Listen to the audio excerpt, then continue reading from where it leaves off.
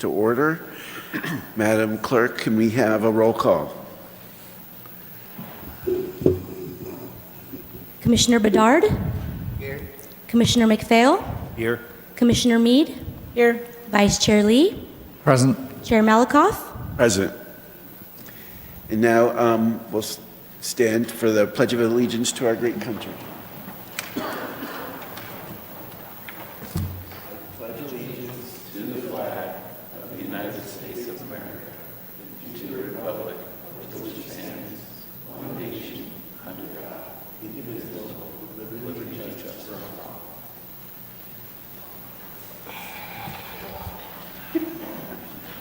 Next item is the confirmation of the agenda. Do we have any changes to the agenda, Madam Clerk?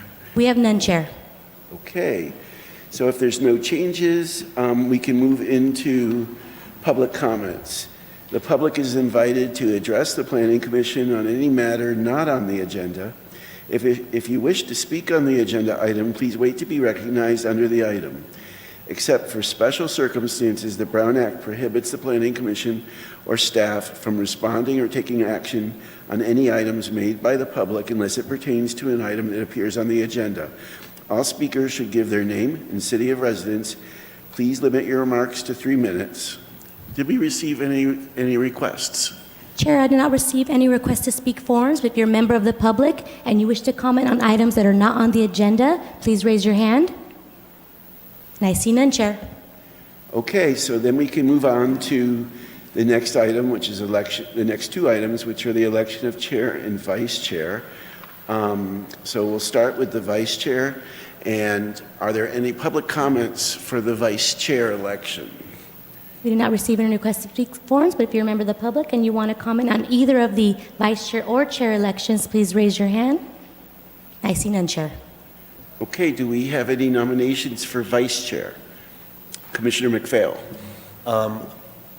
Although the City Council decided not to have commission chairs and vice chairs rotate on a seniority basis, that's how I'm going to proceed, because I think every single one of us is capable of doing this. And accordingly, because she has one meeting seniority on me, I'm going to nominate Danielle Meade as our vice chair. And I'd like to enthusiastically second that motion. Is there any discussion on the motion? If there's no discussion on the motion, then we can call the question. Okay, we have a motion by Commissioner McPhail and a second by Chair Malakoff to nominate Commissioner Danielle Meade as vice chair. Please vote. And motion carries, all ayes. Congratulations, Commissioner, Vice Chair. Congratulations. Thank you. Now we have the elections for the chair. Is there anybody that wants public comments on the election of our chair? Chair, I did ask that with the first one, so we are good. We have none. Well, it's been my honor to be the chair for the past year, and I want to thank everybody and thank our great staff and for all the support and help they've been and the information they provided. With that, I would like to open the nominations, and I'd like to make the nomination myself for Commission Vice Chair Lee to become our next chair. Do we have a second? I will second. So we have a motion and a second. Is there any discussion?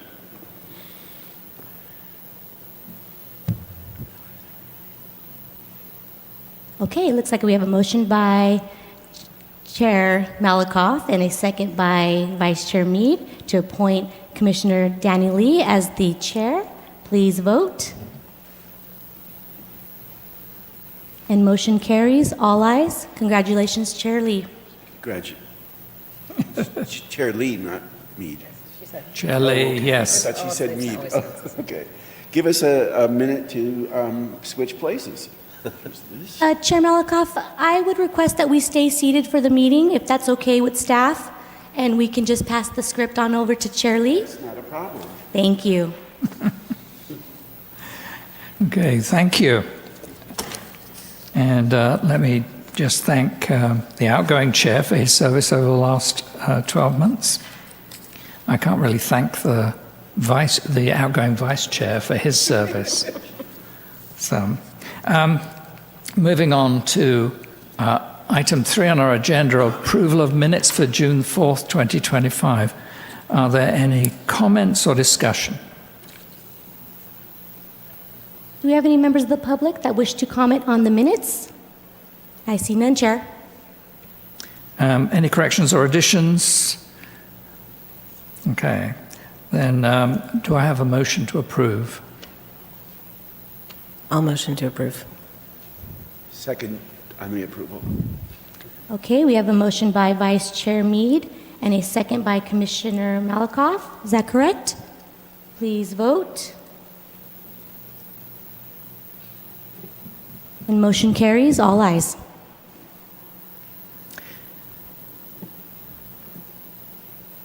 Moving on to item 4 on our agenda, public hearing items.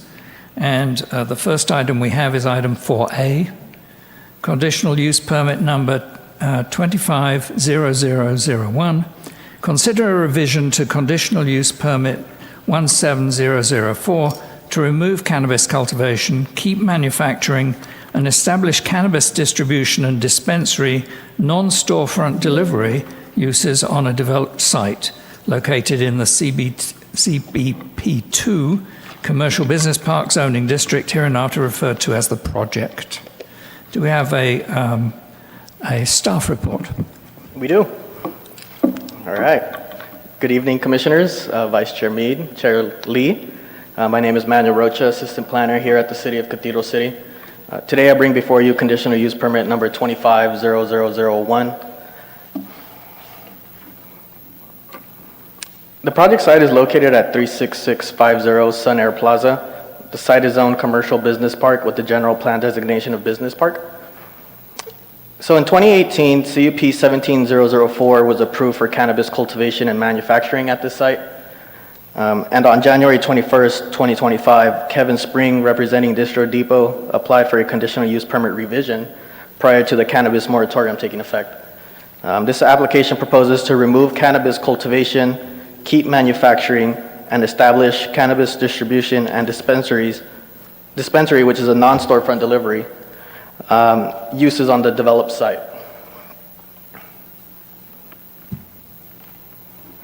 Here's a street view of the project site along Sun Air Plaza. The elevations shown here are currently existing. The architectural features of the building will remain as currently constructed with no alterations to the building's color or design.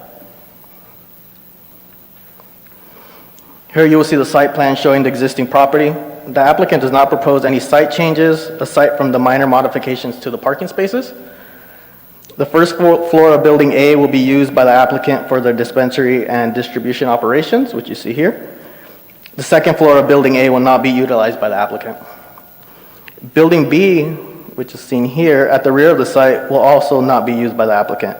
The applicant has indicated that the manufacturing portion of the CUP may be established in Building B in the future, which would require additional review. The previous tenant made minor unapproved modifications to the parking lot, which are now being incorporated into this project. The project was originally approved for 16 total parking spaces. Parking will continue to be provided within the interior of the property, where the applicant is proposing 12 parking stalls, including 2 ADA van accessible standard spaces. The proposed 6 parking stalls do comply with the required parking standards.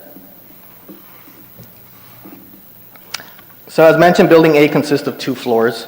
The first floor is 3,407 square feet. The applicant is proposing to only use the first floor of Building A for the non-storefront dispensary and distribution operations. The first floor plan will consist of 2,392 square feet of distribution area, 238 square feet of dispensary, and 777 square feet of ancillary space. The second floor was previously used for administrative purposes and consists of office space and ancillary space. As mentioned, the applicant will not be utilizing the second floor. So staff recommends that the Planning Commission find that the project is exempt from CEQA pursuant to section number 15301, class number 1, and approve conditional use permit 250001, subject to the attached conditions of approval. and based on the findings contained in the staff report. That does conclude my presentation. I'm available for questions, and the applicant is also here in attendance. Thank you. So, Commissioner questions. Let me start with Commissioner Bedard. Any questions? Can you choose another commissioner? I have a few others that I can go to. Yes. So the two empty spaces, if they were to use that for anything cannabis related, it would be an administrative CUP approved by staff. That is correct. Okay, and then if it was some other use outside of cannabis, then it would have to come back to us. Yes, correct. Okay.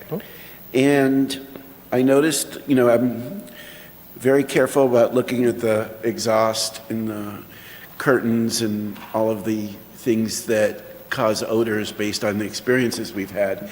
But so that the people watching at home, and I know there are people watching at home because they tell me they see me on TV all the time.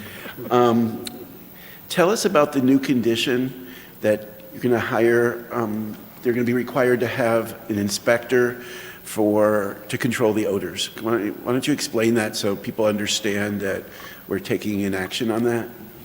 So the city has been actively working on amending the cannabis section in the code. And one of those additions is to add an odor control plan. So basically with an odor control plan, and I'll go ahead and I'll read it off here.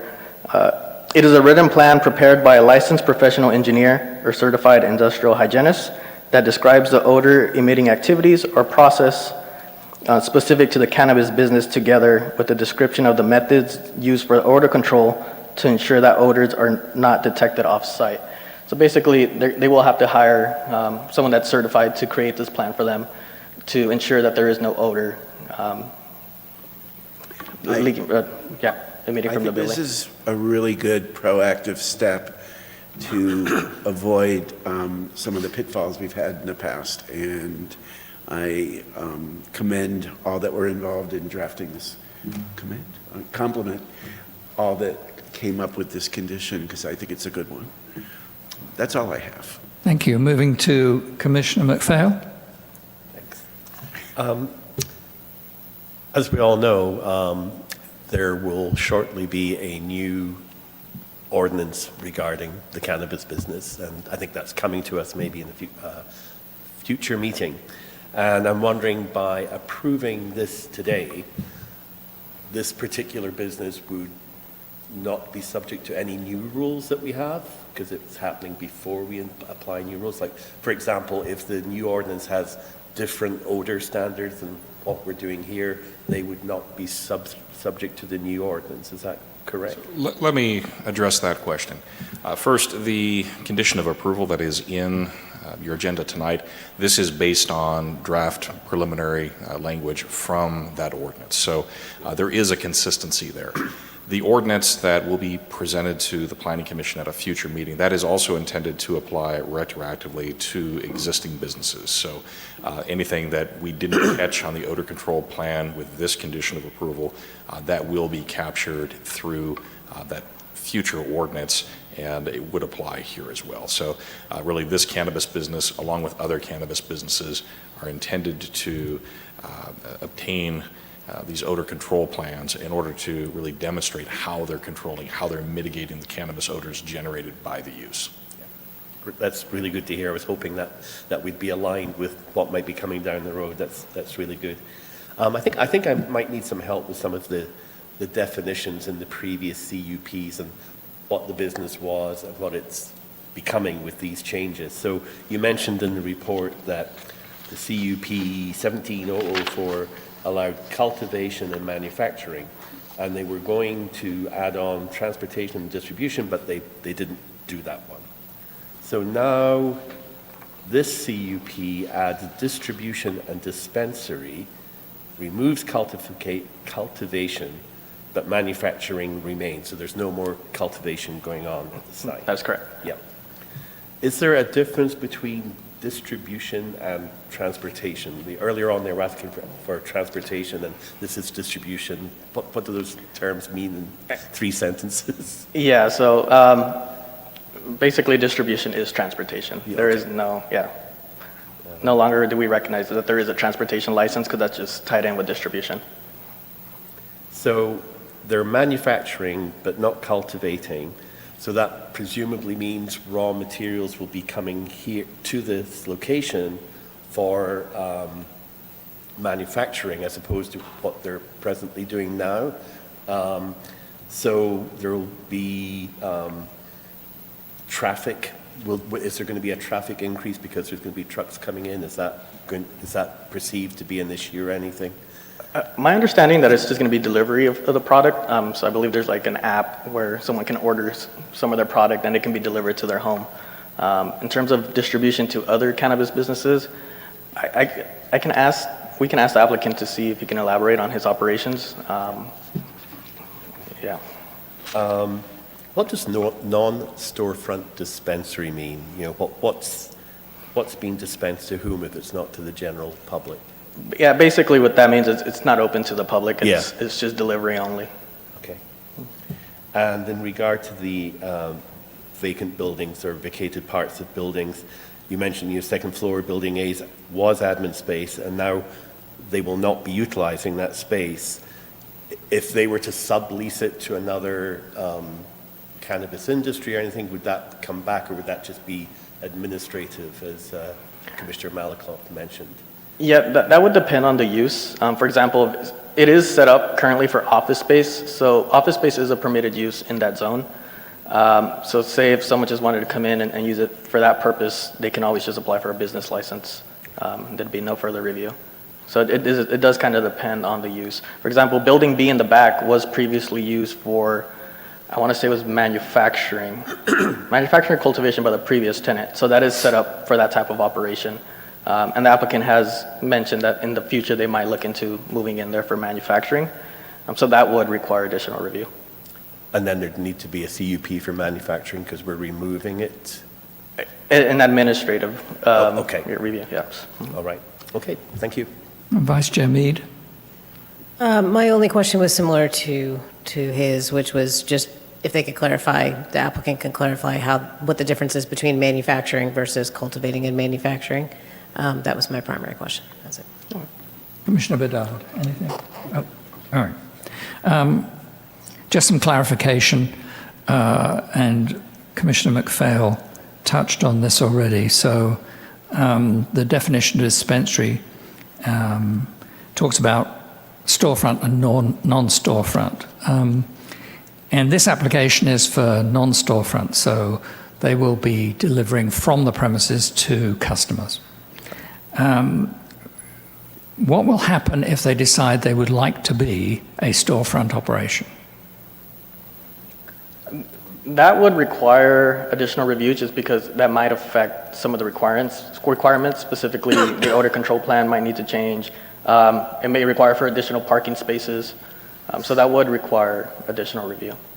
Would that review be done here or ministerially? You know, that is a great question.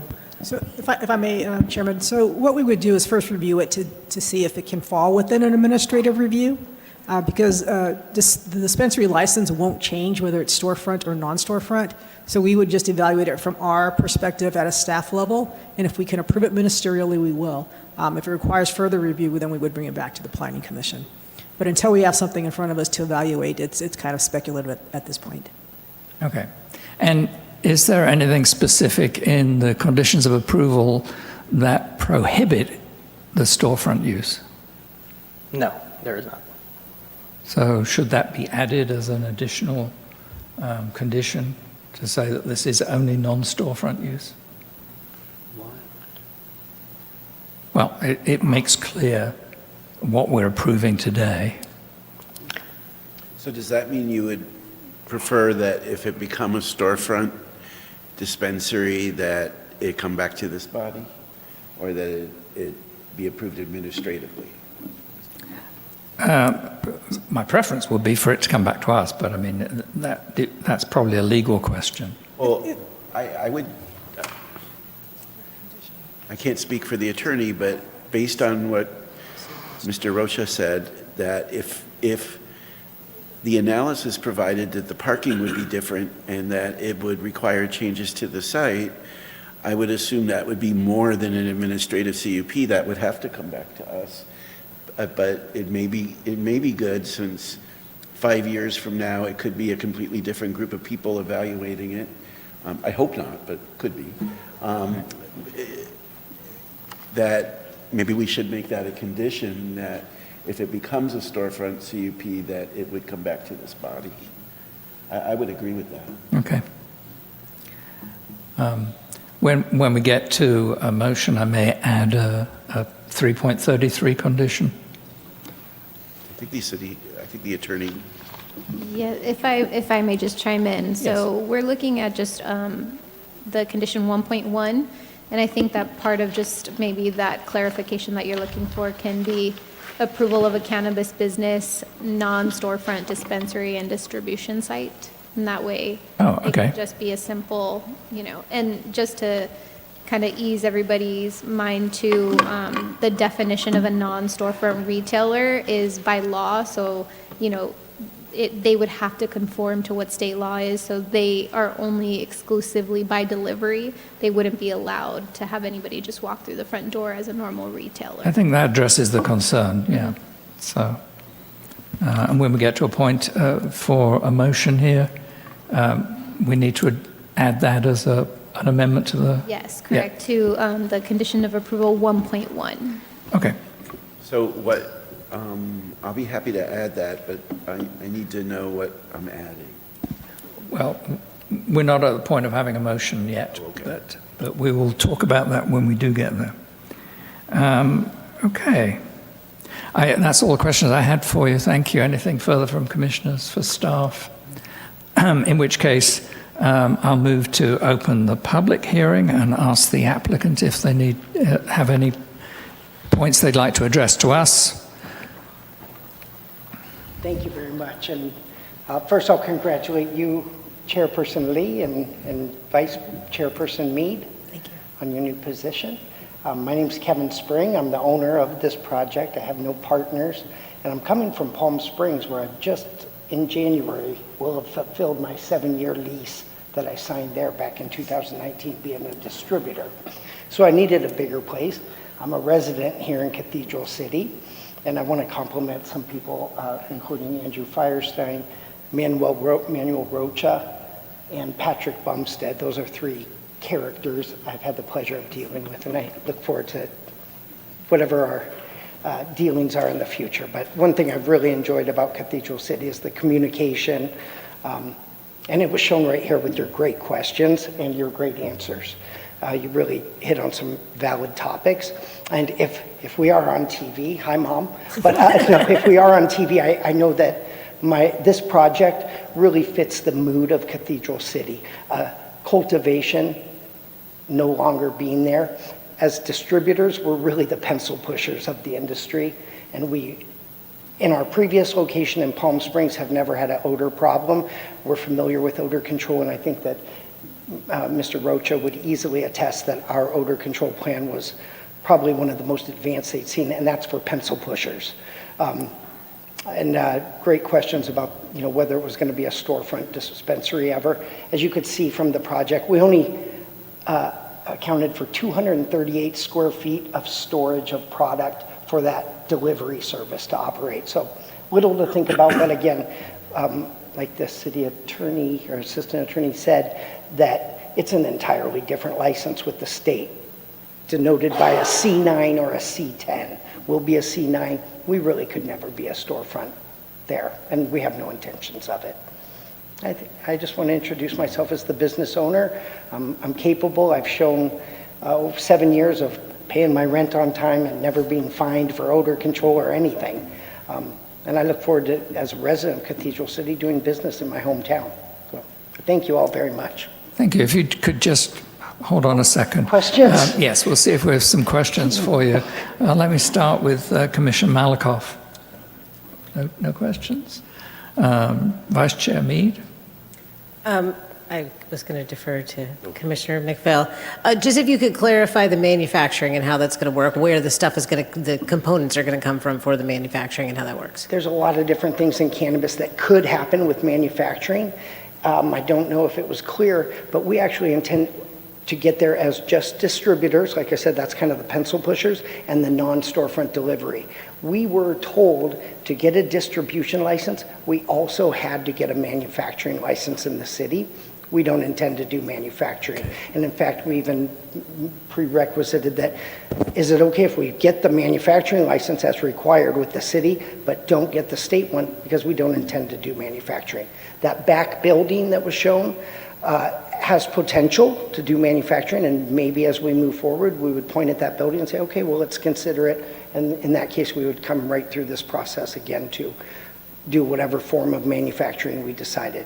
Yeah, I was just going to say, could you just clarify, let's say you were going to do manufacturing in the future in the other building, what does it entail since you're not cultivating? Does that mean you're bringing in product, or does that mean you're making gummies or things like that, or? As a manufacturer, there's different levels of licensing you could get, and one of them could be as simple as filling vape carts with oil, and then it could be as complicated as making that oil. That room is actually, it was once set up to make that oil. None of us really have that experience, and as far as what I know about the business, it's not something that we're looking to do. The most, what would I do with the manufacturing license if I thought it penciled out, would be pretty much filling vape carts and making pre-rolls. But you're right, manufacturing can go a whole lot further to volatile manufacturing. In fact, that room, I believe, was built cement sides and cement roof to be a great volatile manufacturing facility. We just don't have that talent. And again, we were told to have a distribution license in Cathedral City, you have to also get a manufacturing license. If it wasn't a rule, I wouldn't have gotten one. Okay, great. Thank you for clarifying. Commissioner McPhail. Yeah, just to follow on, so there is no manufacturing. The product that you have is already pre-packaged, pre-sealed and everything, and then you're distributing it. Yeah, that from will your- all be covered under the distribution license. We Yeah. work with all the most popular brands you've ever heard of. It comes in from a vendor van usually, and we sell to dispensaries and other, any visitor to our facility would be a license holder. So it's pure, you're starting off purely distribution, and you Purely distribution with a small room that is stored for us to try doing a delivery service, and that actually will be new to me. Okay, great, thank you. Commissioner Bedard. Almost off subject, I am not big, but I'm involved in many different business chambers, and I love that you're coming to our city. So let's keep bringing responsible business like this. You seem to really know what you're doing. I love how you proposed. It seems to be very straightforward. Thank you for doing business in the place you live. Thank you for that comment. Thank you very much. For me, just to confirm your answer to Commissioner McPhail, so the product you bring in is prepackaged and sealed according to the... Not entirely, not entirely. Sometimes we buy bulk flour from farms, and so it'll be in what's called a turkey bag. That would be the bag you're familiar with for cooking turkeys in, but that's how it's stored. And then we could, in essence, and under the distribution license and the rules of distribution, flour only, no oils, no edibles, but actually under distribution you are able to take that flour and put it in a jar or a bag and seal it and call it your own brand. That's how it's simply put. Okay, so the reason for the question or clarification is just that with prepackaged goods, there is no possibility of odor. But with flour, there is. And you're right. When you open that package, and so with our plan is there's a sampling area, not for sampling like you're thinking, but more to open the bag, and let's say we had a laboratory come take a test. So we have a bulk storage room. It was marked on that diagram, and there's extra odor control in that room. And again, like you said, the time for odor to get out would be the moment you open that bag.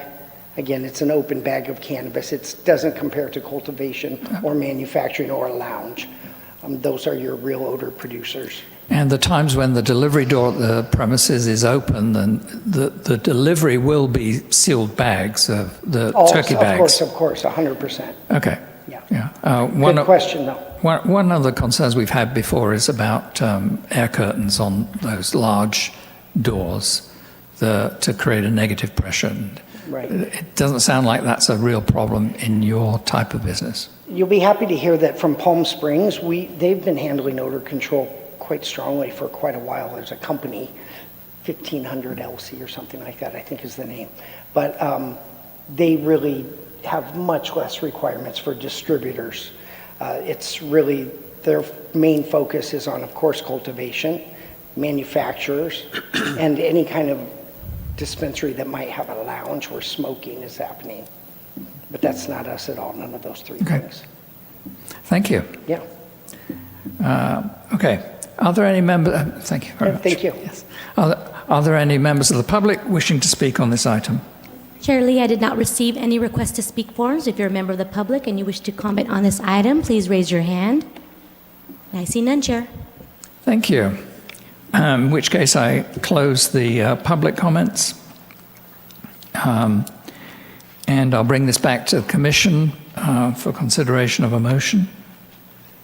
So we want a motion, and then we want to add a condition that requires the applicant to come back if there's, to the planning commission, if they decide to have a storefront dispensary. Okay. Is that's what we want to do? It sounded to me like that wasn't I necessary thought based that on what the city attorney said said. that that wasn't necessary Be- based on one of the conditions I that believe we're already going to amend exists. condition 1.1, correct? Right. Yeah.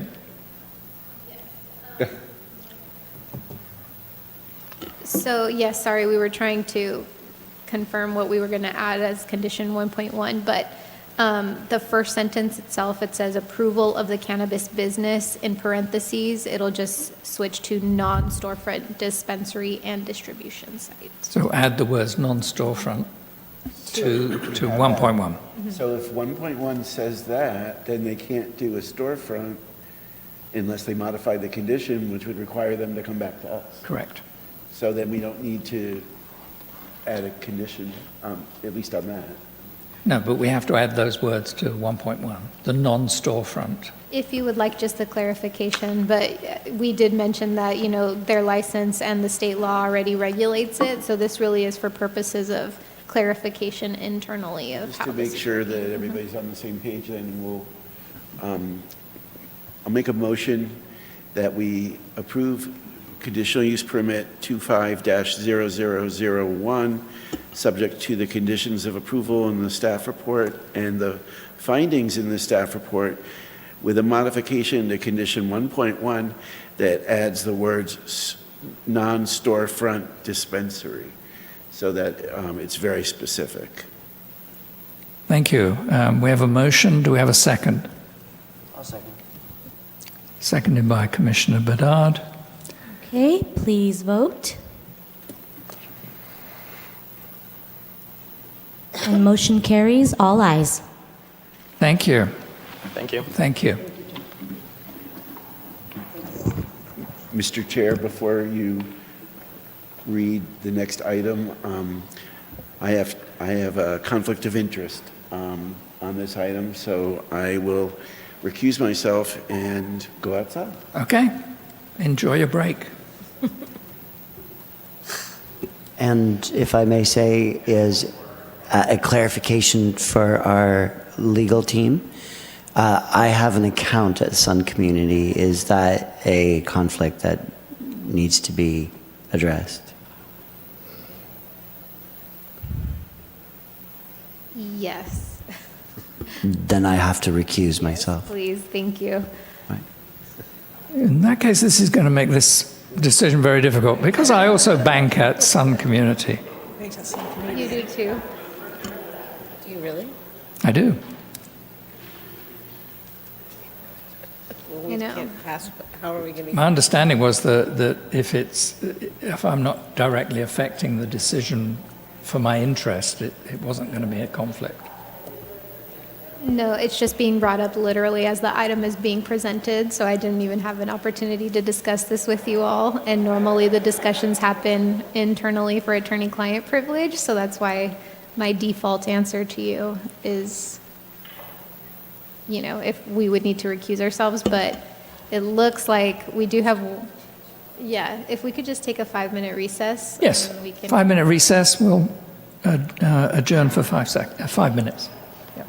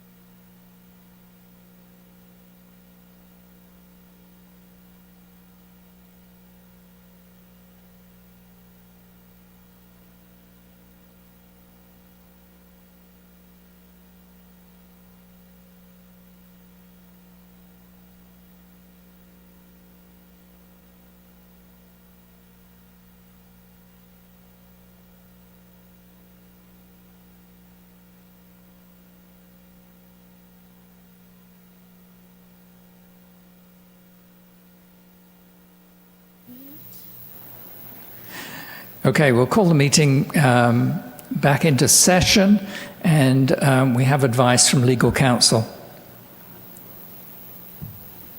Thank you, Chair.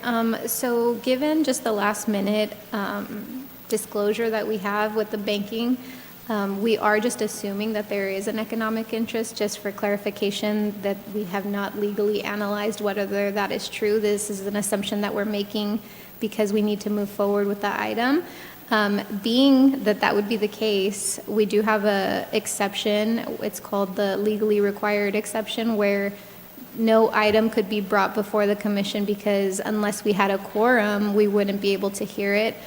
Given that Commissioner Malakoff has an actual conflict of interest, we're left with two commissioners that have the same economic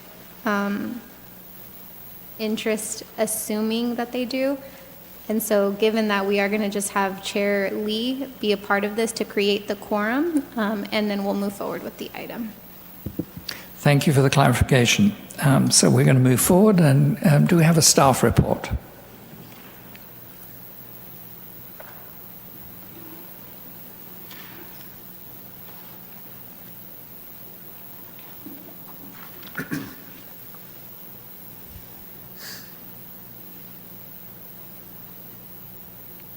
We do have a staff report. I'm just opening the PowerPoint. One moment, please.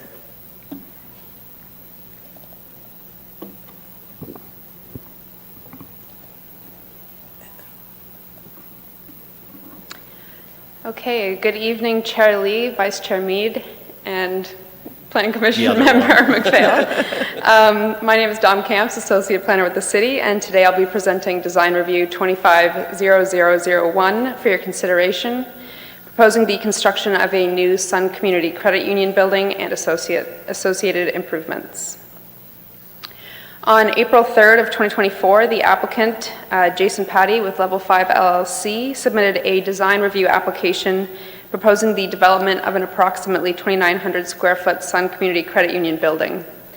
The project is proposed for an approximately 0.59 vacant parcel in the Cathedral City Marketplace Shopping Center, located immediately north of Victoria Drive and west of Date Palm Drive. The site is designated as general commercial in the general plan land use map and is zoned as planned community commercial, or PCC. Banks and similar financial institutions, such as credit unions, are permitted uses in the PCC district. The Cathedral City Marketplace Shopping Center was originally approved in 1989 through Conditional Use Permit 89127. The CUP contemplated the subject site for a building pad of up to 4,000 square feet. The project was presented to the Architectural Review Committee on July 2nd, 2025, and the committee voted in favor of recommending Planning Commission approval of the project, with 4 votes in favor and 1 against.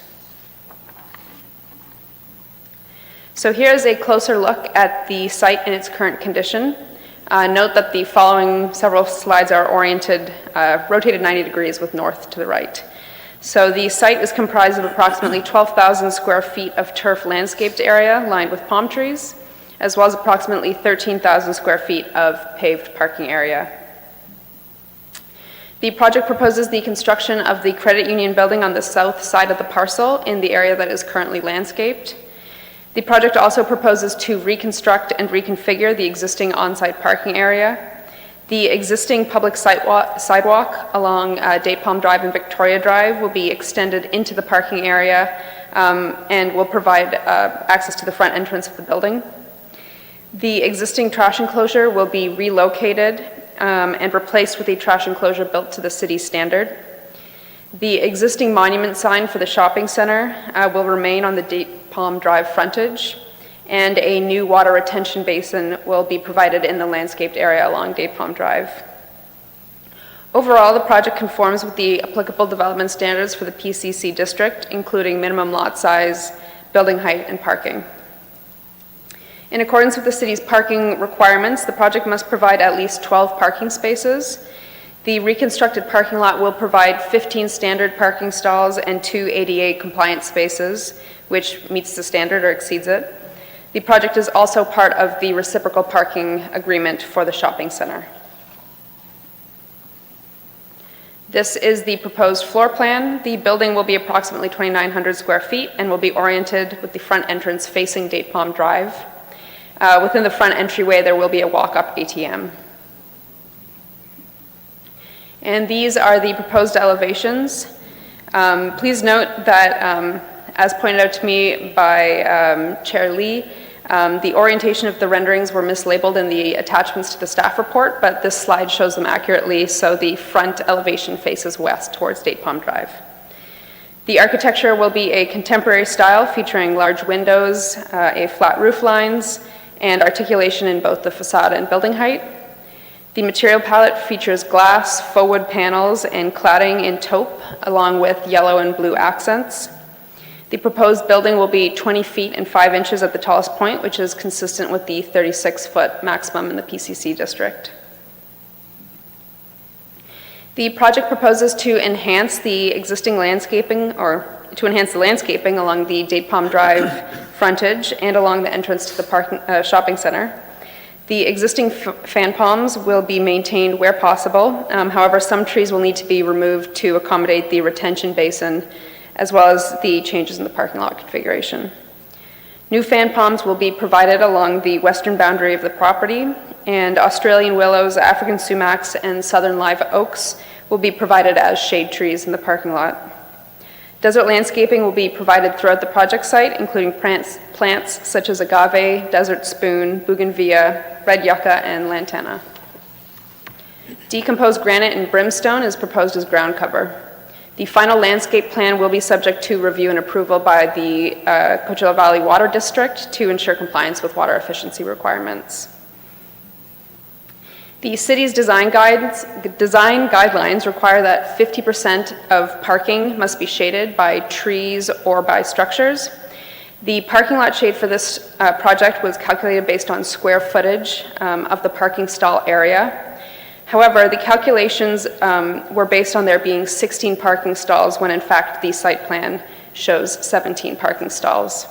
So based on the square footage of the 17 parking stalls, only 47% of the stall area is currently being shown as shaded. So to remedy this, staff is recommending that the addition of a condition of approval. Currently, condition 3.2 reads that prior to the issuance of building permits, a final landscape plan prepared by a licensed landscape architect and signed by the local water purveyor shall be submitted to the planning department for review and approval. Staff recommends adding item O under this condition, which would state that the final landscape plan shall demonstrate that 50% of all on-site parking will be shaded. This way, the parking lot shaded can be fixed through the plan check process.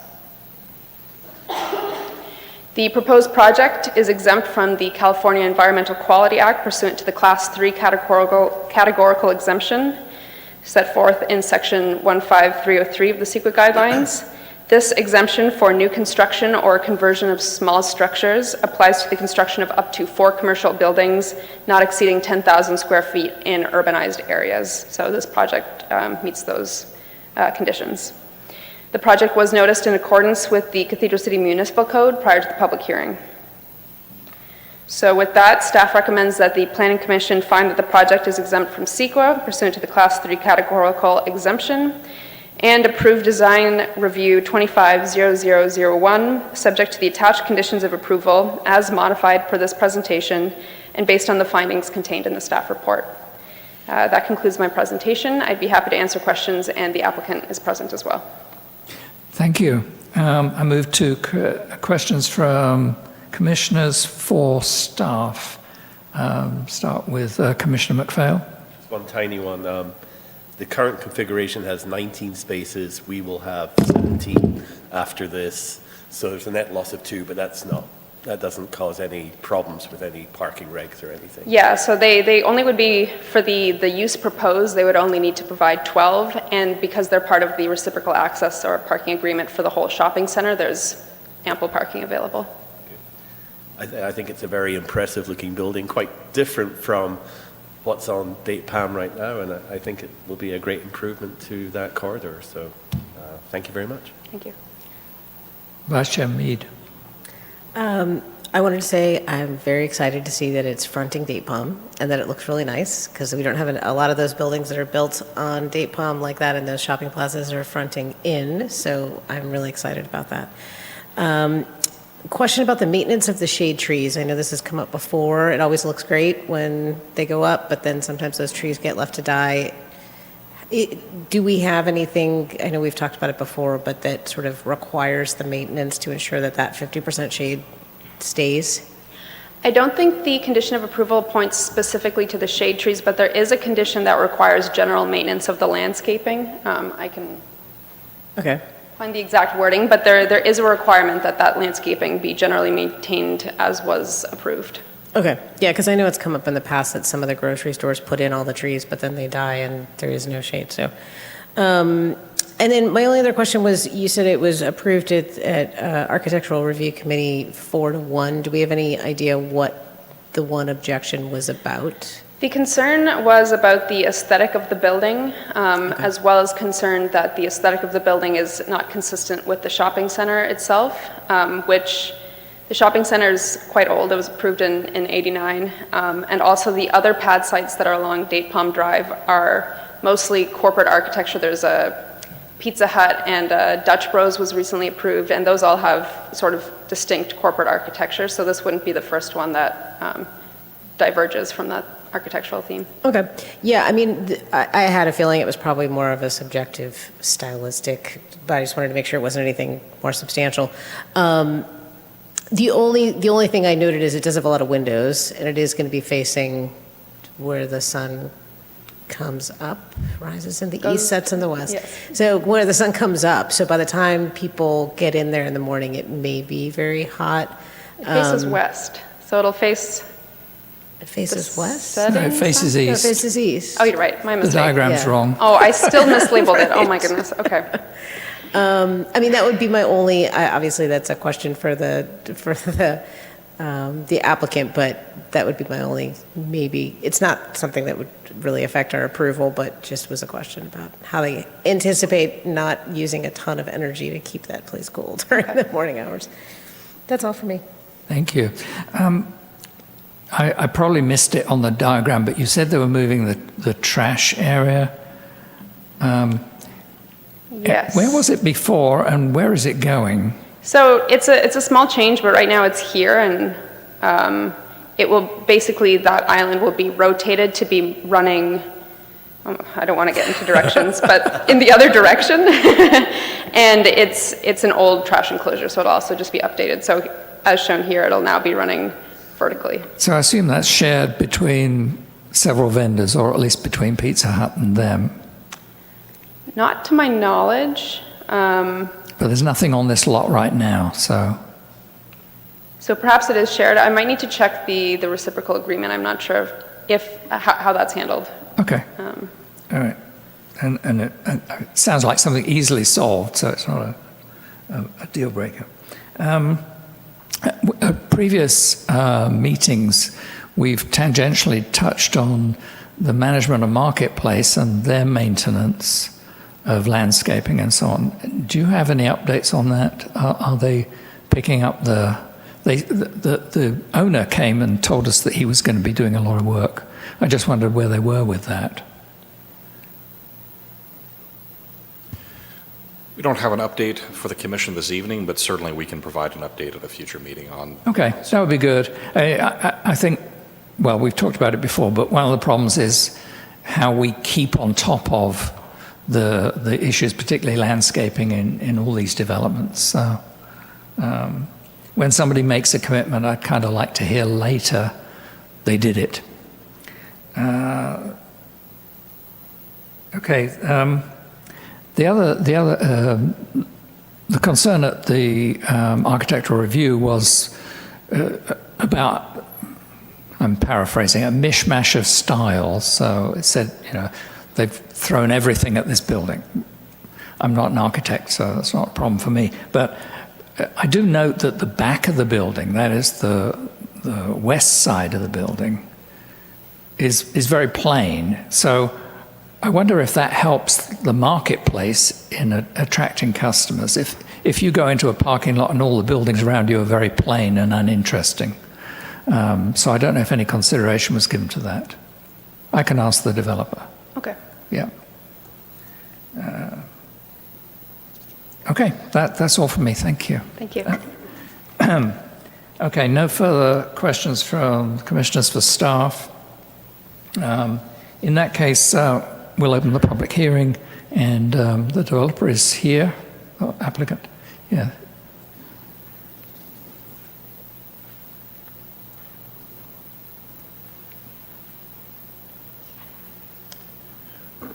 Hello, my name is Jonathan. I represent Level 5 LLC Construction, the developer. We're partnering with Sun Community to build this. So, first question was thermal, correct? Yes. And actually, if you look at this image, this one's pretty helpful. And if I can toggle to the floor plan. The floor plan shows this wall for the vestibule. That vestibule goes entirely up to help that thermal gain. So the vestibule should catch most of that. And then the windows on the left of this entrance have the kind of a canopy over it as well to help with that thermal gain. So yes, it will gain some, but it's more so early morning than late afternoon.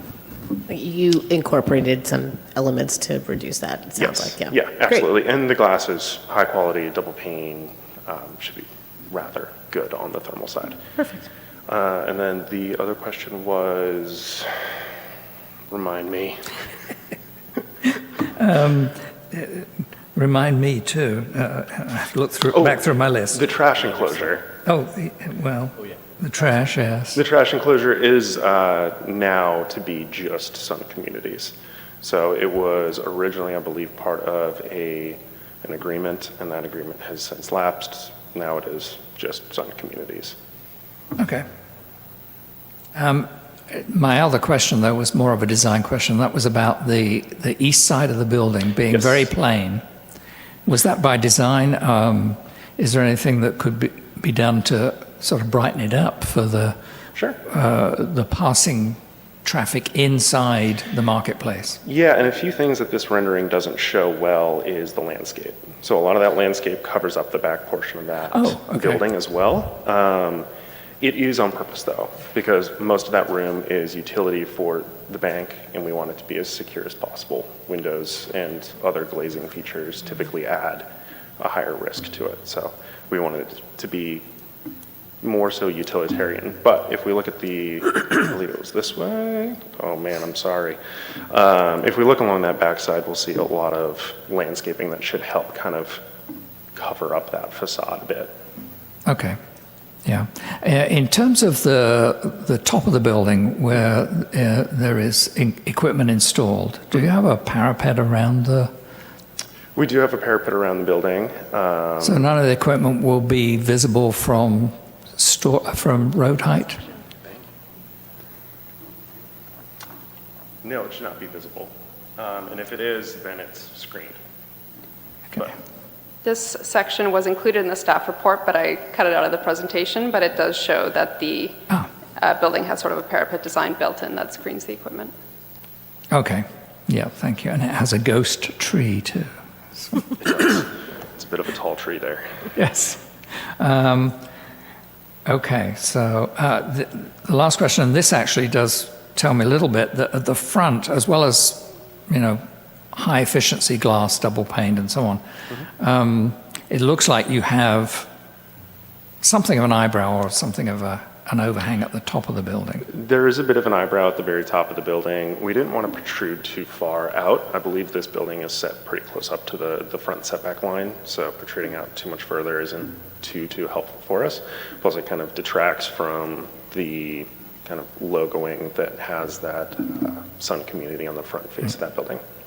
And I believe you mentioned in your ARC presentation that this is actually a standard design that the company is aiming for.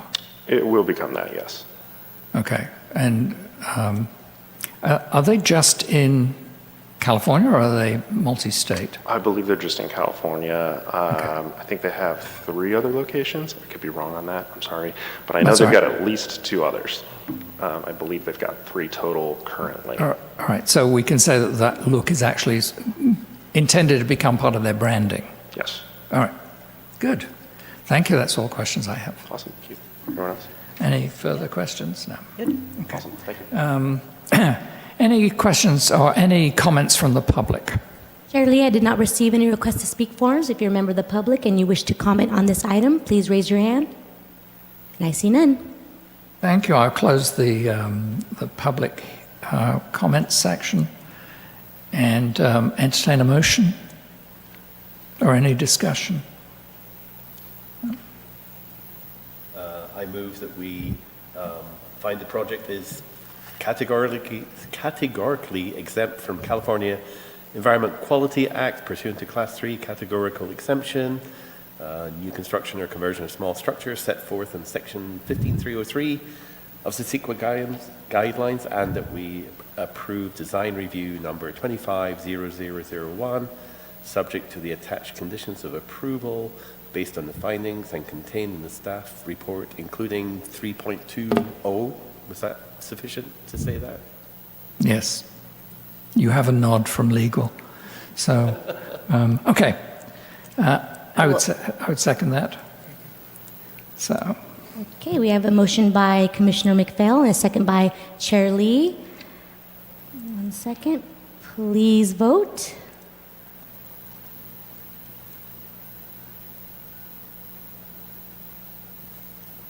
And motion carries. All ayes. Thank you. thank you.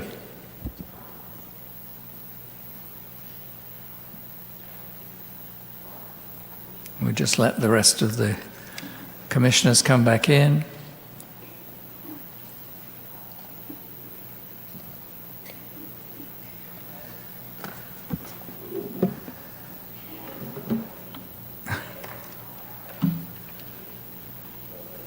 Except.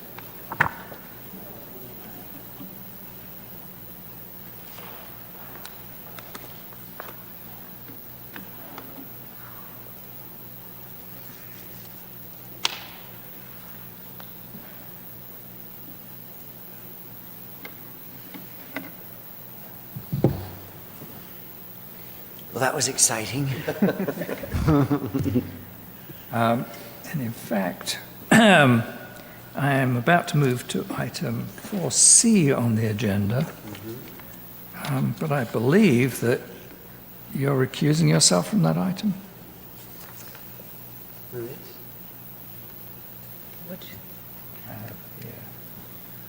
I don't have 4C on my screen. Is that one in my neighborhood? It's in my neighborhood. It's in your neighborhood. I don't remember why I would be. That might have just been an error, and it's Commissioner McPhail. Oh, okay. I don't remember why I would be recused. If somebody lives in the cove. No. No. I do too. I don't have 4C either. Even though I remember looking at it.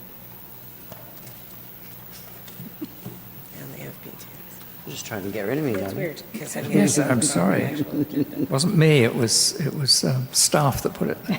All right. Even better. So, Commissioner McPhail, are you recusing yourself from? I'm fine. Okay. All right, we're all staying. Good. Let's move on. Item 4C, variance 25-0005, grant a variance to construct a 5-foot 8-inch high block wall within the front yard setback of a single-family home, which limits the height of solid wall and fences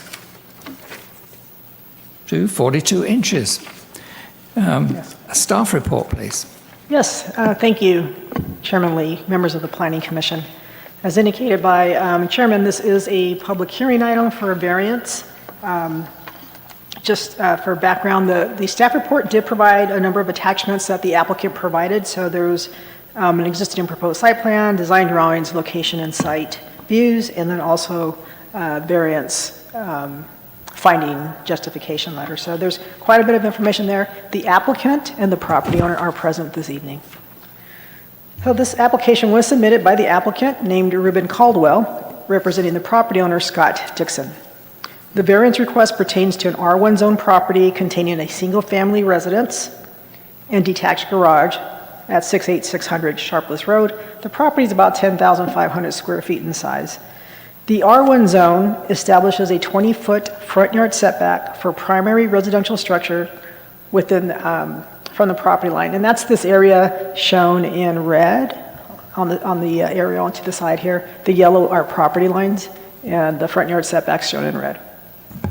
So within the front yard setback, this first 20 feet, walls are limited to a height not to exceed 42 inches if they are solid. If they have open fencing, they are allowed to go up to 6 feet. The applicant is requesting to construct the wall at 5 foot 8 inches within that front yard setback area, and that would exceed the height by 26 inches, or the height limitation. The wall would enclose an existing front concrete patio. You can kind of see the outline of it here on this aerial. And so the wall would create a courtyard right there at that area. The residence was constructed in 1967 and was built at the front yard setback line, so right at that 20-foot dimension. The property owner purchased the property in 2023 and has begun upgrading it. The west side of the house, which is over on this end, on the left end, houses 2 bedrooms and a bathroom. Each bedroom has a sliding door leading to the front yard area and the street, and is the primary basis for the variance request. So to give the commission some more context, this is Sharpless Road. In red, you can see the subject property, and this is just to give the commission a snapshot of the development pattern within that segment of the street. This is the proposed site plan provided by the applicant. It was in the packet, but here it's more clearly dimensioned that from Sharpless Road, you have a dashed line, which is the front parkway line. Commissioner Lee did request clarification. Parkway is that area that's still city right-of-way, but is outside of the roadway. So usually it's at the curb or an asphalt road curb, but from the curb to the property line, you'll sometimes see sidewalk and landscaping, or just landscaping. Here, it's just open area, landscape area, since there's no sidewalk in the area. So then this site plan does depict the property line, and then it shows that that setback, it shows the proposed courtyard area, and it shows the dimensions of it, which is about 8.5 feet extending from the front of the home. This was also in the packet just to give you a historical street view. So back in 2011, there was a tall hedge that enclosed the front yard area. Sometime by 2022 in October, that hedge had been removed, and you can see that at that time, the house was in some state of need for maintenance. And so when it was purchased, the property owner has been doing some upgrades. You can see it's been repainted. The door's been painted a vibrant color, and the front yard's been cleared right now of landscaping, but there is the they do propose to landscape that as well. This photograph was actually put together. More of a perspective here is from the application submittal. You can again see the front yard from the street. It gives you a better representation of, from those sliding doors, you can see how close the roadway does appear to be. This is another perspective of the proposed block wall and the type of material, the height of the block wall that would provide a more modern look or contemporary look in keeping with the upgrades that have been done so far. So that's just a context of the site, what it's looked like, the conditions that are present. But really, at the end of the day, applicants are able to apply for a variance. A variance allows them to deviate from what the standard is. It is subject to the Planning Commission's review and approval. But when we look at a variance, state law does include certain findings that need to be made, and the Planning Commission makes those as well. In the staff report, we do have the findings. We do make the findings to support the commission granting the variance. And some of the findings include that granting it to allow the taller wall will not be detrimental to other properties in the area because and I put 6 here just to generalize it, wall enclosure will be 19 feet from the edge of the curb, downslope somewhat from the street, and doesn't restrict the use of adjacent properties. There are exceptional circumstances in that the house is located right at the front setback line, which makes it impractical to have to move it back to meet that setback for a 6-foot-high wall. When you look at the Sharpless streetscape, and I drove that street up and down, there's only one house in that segment that had a sliding door towards the street, but that particular property, which is on the corner of Dorn and Sharpless, it's set back about 35 feet. So they're not having that same limitation of being right at that setback line. And another setback is that it's not a special privilege because the house was built with 2 front-facing bedrooms with sliders, which you don't typically see, but when you do see it, the home is usually designed further back so that there's at least some separation and some more privacy. And so staff would suggest that and recommend that the Planning Commission find the project exempt from the California Environmental Quality Act and grant the variance based on the findings contained in the report. For reference, the applicant again did also include some justifications for granting the finding. So with that, I'm available for any questions the commission may have. Thank you. Questions from Commissioner Bedard? Sure. I just want to say I like the findings. I like what's going on here. I like how the preciousness of the front yard setbacks is softening potentially a little bit, and there's good reason for it. I want to make just a clarification in the drawings. There is a gate that's in the wall, correct? Yes, there's a gate on the east side of the courtyard wall. Great. So just as an egress, if somebody did need to get out of the building quickly, they can get out of the courtyard as well, correct? Okay. So that's great. Palm Springs is doing this a lot. I'm seeing a lot of really good stuff about that. It looks like one of your pictures is from the Ocotillo Hotel. It's residence now, but... So these photographs were provided by the applicant, and they would have the context of where they took them. Right. Yep. It works well in that community, which is why I bring it up. My only concern would be if the front door was covered or somehow hidden, and it's not. Right. But the privacy of the bedrooms is with the wall preserved. Mm-hmm. A lot of people, like the house used to have, is large hedges in the front because hedges are allowed to a degree. Yeah. And I think this is a very nice architectural way to provide a hedge. So I don't see anything negative about it. Moving on. Thank you. Commissioner Malakoff. I think front yards are really important in that you don't want a city of walls, but I understand the uniqueness of this property, and I think you did a good job at pointing that out. The parkway is really not much of an issue. It's no different than if you have 2 feet of right-of-way on Date Palm Drive that's not being used. But it's more unlikely that this street, Sharpless Road, would get widened than Date Palm would. I don't think there's any plans for them to widen any of the streets in the Cove after they did all the sewer work 10 or 15 years ago. But I think you did a good job with the findings and defining the uniqueness of this, because we want the city not to be closed off in just a city of walls, and that would be my concern, but I think that's not what this is. So I think that you did a good job in defining that, and I have one question for the applicant when they come up. Thank you. Commissioner McPhail. Just keeping you awake. Yeah, I noticed we're talking about a 5'8" wall, but in the findings 2A, it mentions proposed 6-foot high wall. It was a generalization. I mean, we could change it to better reflect, or for the record, that it is 5 feet 8 inches. Driving down from the Cove this evening, I noticed that a common thing that you see in other properties, and I'm assuming the walls that I was seeing as I drove down were at the approved height, about 42 inches, was it?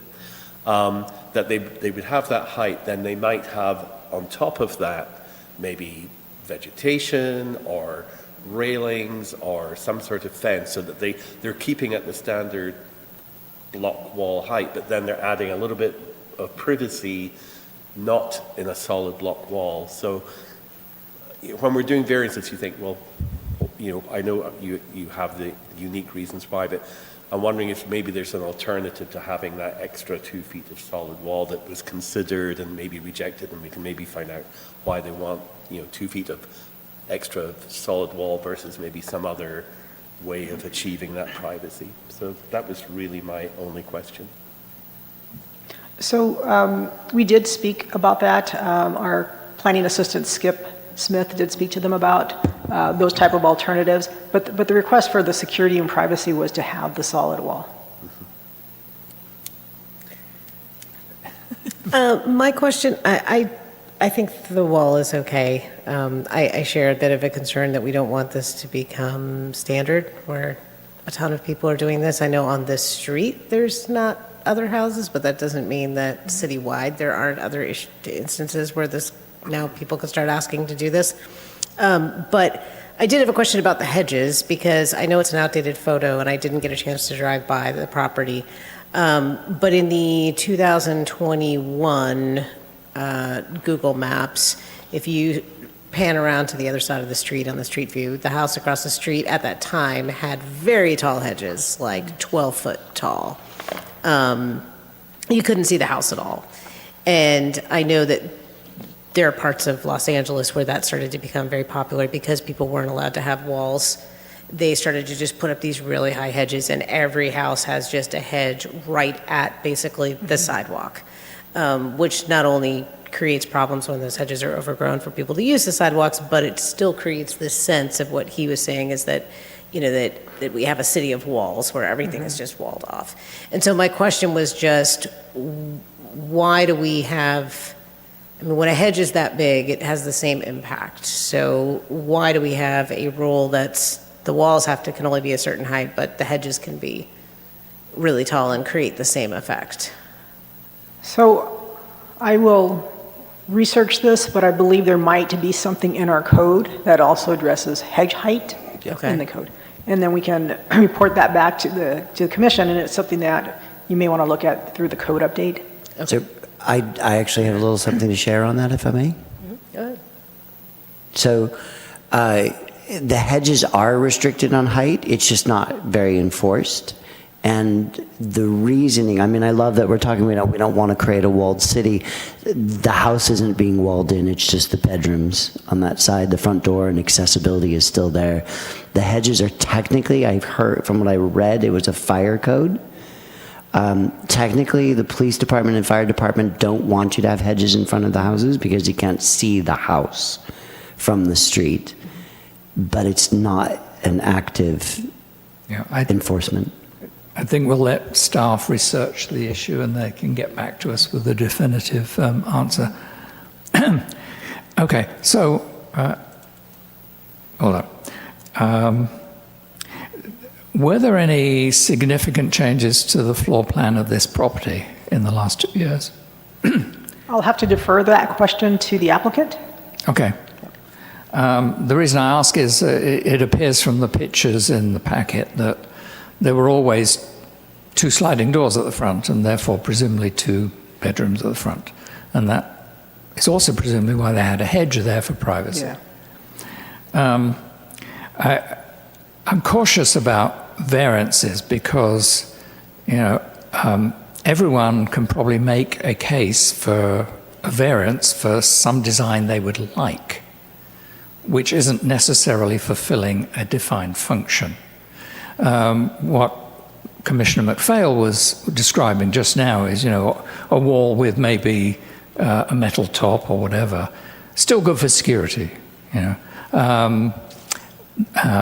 The landscaping either side of that smaller wall can be taken up to give more privacy in the bedrooms. And of course, you know, there are other ways to shield privacy. So I need to see a case that says this is required because there's an exceptional circumstance here. The fact is, it was built that way as a house. It did have a hedge which provided both security and privacy. And there are other design options that would do the same but stay within our standard. So my problem with this example is I'm not seeing the exceptional part of the findings. Yeah. So I don't. Do you have anything further? Well, just that I share your concern about variances. I mean, it's something that we want to be deliberate about, and we are. Yes, there could be. So this situation with the sliding doors, right? It's probably not. There wasn't a lot of this occurring on Sharpless. There may be other properties within the cove that also have the same condition with the sliding doors. But without going back and researching and looking at them, they may not all have the limitation as far as where the house is. The house is at the front yard setback. The one down the street is set further back, so they wouldn't have this issue if they wanted to have a 6-foot enclosure. So in the sense that there is some uniqueness to the circumstances of this property, just that it is limited by what's already constructed there. Similar to when we looked at the convenience store on Ramon, it was already in place, it was already developed. We weren't going to be able to do anything to try to get more parking on the property because it was restricted and limited by what was already there. And so, but it is a balance, and I understand your concern. We do look at those things closely as well. Okay. I think it would be instructive to have input at some future point, not particularly for this issue, but both police and fire have opinions based in their own experience and fact about what is appropriate in terms of security. For example, you know, police will often say you don't want anything in front of windows so that people can't see someone breaking in. So I think we should probably have that opinion or some reference from both the fire and police departments in order to consider this type of case. So it might be something staff can look at. Sure. Okay. All right. Thank you. Any other questions? No. Okay. Thank you. And we'll now move to the public hearing portion. And the applicant is invited to present or talk.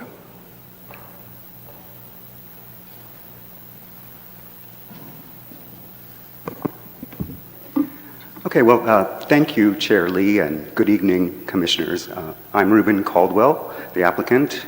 My husband, Scott Dixon, and I have owned the property since August of 2023, and it is our retirement home. We'd like to thank the planning staff for preparing the thoughtful analysis and recommendation of the staff report. In addition to its findings and justifications which carefully describe the unique circumstances affecting this site, we would like to further highlight that the request before you reflects months of deep consideration about the existing conditions of the site and the neighboring conditions. And we believe the 5'8" masonry wall, as proposed, maintains both the openness of the public realm along Sharpless Road while providing the much-needed enclosure, security, and privacy for the bedrooms that take direct access from the front patio area. And furthermore, we chose a simple and we believe elegant design approach that reinforces the horizontal lines of the 1967 mid-century Polynesian-inspired ranch-style house and will not draw unnecessary attention to the proposed wall feature, but rather will highlight the emerging desertscape we are trying to realize for the front yard. So in closing, we humbly ask the Commission to approve the request as proposed. The patio enclosure is limited in scope and important visual connections to the street from the house are maintained along the living room areas to the east. So thank you, and I certainly can answer any questions you may have. Thank you. Commissioner Malakoff. Thank you, Chair Lee. A couple things. First, I want to compliment you on the quality of your plans, because so often in this situation, we get things that are what I call cocktail napkin plans, and these are very detailed, you know, so that we really do understand what you're going to do with the wall and the size of the block and your site plan and everything. So I do want to compliment you on the quality of your plans. I take variances very seriously too, because I don't want to start a precedent, but I think the findings have been made based on what our staff has done. But what I was curious about was, so the hedgerow that we saw, which does have a height requirement, which is rarely enforced, but you didn't take that out, a previous owner did? Yes, Commissioner, that is correct. When we purchased the house 2 years ago, that hedge was gone, was dead, and the owner of the property decided to basically let the hedge die because the watering of it was just it was not feasible. And I think that is one of the reasons why we have chosen this approach, primarily because we want to just use very drought-tolerant plantings and just really kind of be aware of sustainability. So a hedge really, for a lot of reasons, and you're bringing up reasons I didn't really, I should have considered but didn't, and so I understand now. So in your opinion, a hedge would just be very impractical? I think so. I think our water bill would be exorbitant. And so basically you are trying to provide that privacy area in front of the sliding glass doors, which lead to 2 bedrooms. And I do think that's a unique situation, because sometimes architects, I don't know if there's any here or not, but they sometimes they do make mistakes. And they provide orientations that later lead to things like this, or they forget about the hot sun in the desert and provide those exposures that roast people in the mid-afternoon. So I do think that's a unique situation here. But so you're putting it 11 and a half feet back, and I just want to ask, theoretically, and just like it's a new title, I have to get it out. Vice Chair Mead had said that in LA everybody was building on the sidewalk, and that created its own problem. So theoretically, you could have requested the same thing at the sidewalk, and it would have been the same variance. And you would have had a much larger private area, but you could have theoretically asked for that, but you set it back 11 and a half feet so that you at least have some open space facing Sharpless Road to be consistent with the remainder of Sharpless Road. Is that a correct assumption in what you were thinking? Yes, absolutely. That is correct. Okay. Well, I appreciate your answers, and I'll return it to Mr. Chair. Thank you. Vice Chair Mead. Ooh, I wasn't expecting to get mixed. These 2 bedrooms that we're looking at, they're not the only bedrooms on the property, though, right? These are guest bedrooms? Those are guest bedrooms, yes. Okay. Yeah, I think, it's a small variance. I guess part of me says you're revamping the house. These are guest bedrooms. It's not your master bedroom. And if it's your retirement home, it means you want your guests to have a patio. You do have a huge area in the back with a pool, right? So it's not like there's no place for people to go. We have sliding doors on our home. We wouldn't convert any of those rooms into bedrooms because then they'd be, right out on the street. But I still have a concern about this establishing a precedent, but, I don't think we have any information to know how many homes would be affected if everyone decided, oh, hey, well, they did it, so we want to do it as well. which makes it a little tough. So I guess I don't have any other questions. I'm just talking. Sorry. Thank you. Commissioner McPhail. I think you're hearing a little bit of, I don't know what you would say the word, unease is probably a bit too strong, but just the idea that variances are, they could set a precedent, and I think that's something we're grappling with this one. I mean, the drawings are great, and I think it's, I live in the Cove, so I've driven by, and I think it's going to look spectacular. But I would just reiterate the question I asked staff about, the standard is 42 inches. We're asking for a little bit, 2 foot and a bit more. And an alternative that you do see in the Cove is for that, people do have a little bit more privacy while not having variances. They might have, as I said, some sort of vegetation on top or some lattice or something that's not quite as solid but still gives privacy. Is that something that you investigated and you didn't want to go that way because? Yes, very much so, Commissioner. We did look at all of those options. We reviewed them with staff as well, and it really just comes back to plants that would not require so much water intensive. And I think just to have that hedge grow along the top of any wall would put us back to the hedge issue. But I think what you're asking is they're not just hedges, right? So, I mean, if you have a 42-inch wall, you can have a open metal design along the top that could have pointy spikes at the top, which would provide security. You do see that quite a lot in a lot of buildings on gates. I mean, there are other alternatives that don't require hedges. Yes, Commissioner, I fully agree.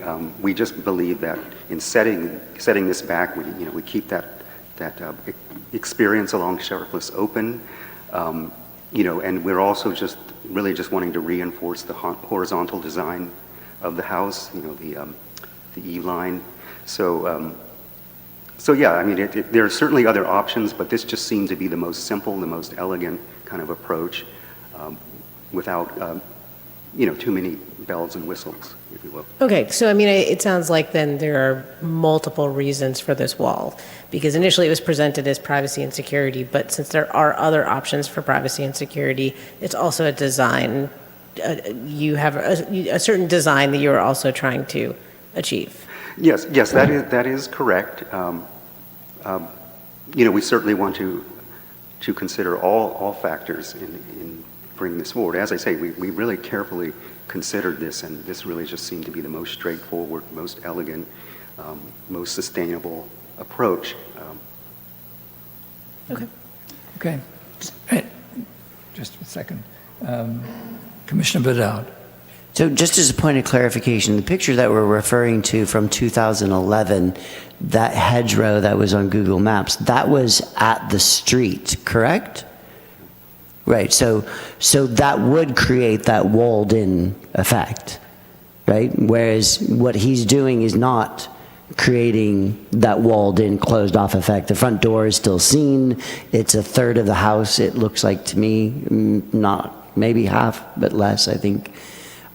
So there's still the approachability, there's still the accessibility, there's still the purpose of the front yard and keeping it, as an open type of space. It's just the hedgerow, as it was actually the opposite of what we were talking about. No, I don't think the concern is so much with his patio design, because it is, as Commissioner Malikoff pointed out, very narrow, and there's still a lot of front space. But as he also pointed out, they could have asked for the same variance and brought that patio out to the street. And once we approve this, we then approve that for everybody else. Yeah, and I wouldn't want And that so- back and forth. So That's just, what the concern is. Let me just bring this back to where we are in this discussion, which is questions for the applicant. So do commissioners have any further comments directly to the applicant? No. Okay, good. So thank you very much for that presentation. Any comments from the public? Chair Lee, I did not receive any request to speak forms, but if you're a member of the public and you wish to comment, please raise your hand. Looks like we do have one. Sir, if you'd please approach the lectern and state your name for the record, please.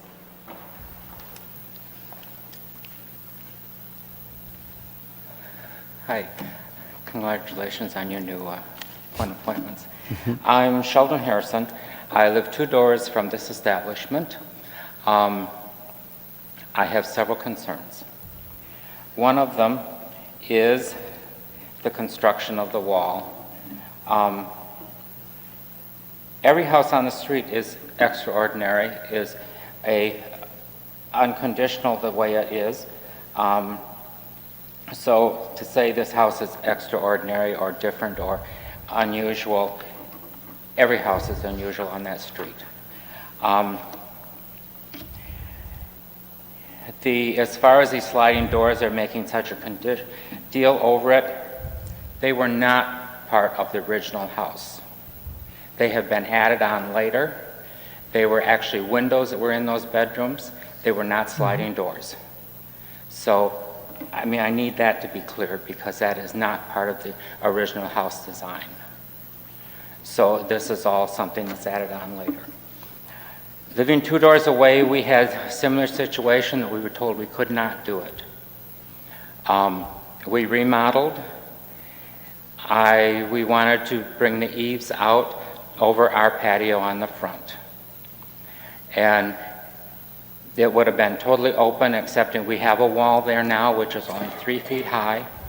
We were going to do the columns on the side. The wall, when we moved in, was 6 feet high with railings, wrought iron railings in between the columns, which we took out and took the wrought iron out and left the wall and the columns up to 3 feet high. We wanted to do the eaves to come out and go to those columns, and they would not let us do it. We did not go for the board or the commission. We were just told, no, you can't do it. It's against the codes. I don't like the fenced-in wall look of the cement block. First of all, I want to know what kind of blocks they're using. And to go that high and not do something that is decorative is concerning. It's just that I don't think the wall, I mean, if you look at all the houses down there, there's a whole group of them that are all the same setback from the house. Yes, the garages are on some of them, but there are a number of our houses that are the same setback. And is this going to set a precedent from if they do this, then I want to do it, because my house is the same distance from the street as theirs. And so, I mean, with the sliding doors seemed to be a big problem. They were not part of the house. And that is my concern, and I don't think that the wall should be the 5 foot 8 inches high that they're wanting without any type of, it'd just be a big old under out by the street. And again, it's been brought up the same thing. Is this going to create a big precedence for the city of Cathedral City? Because there are tons of houses that are that close to the street that could turn around and do the same thing. And that is my concern of the whole project. Thank you. And being a neighbor, I want to look out after my project. Thank you. Do we have any further comments? Are there any other members of the public that wish to comment? Yes, sir. Please make your way to the lectern and state your name for the record.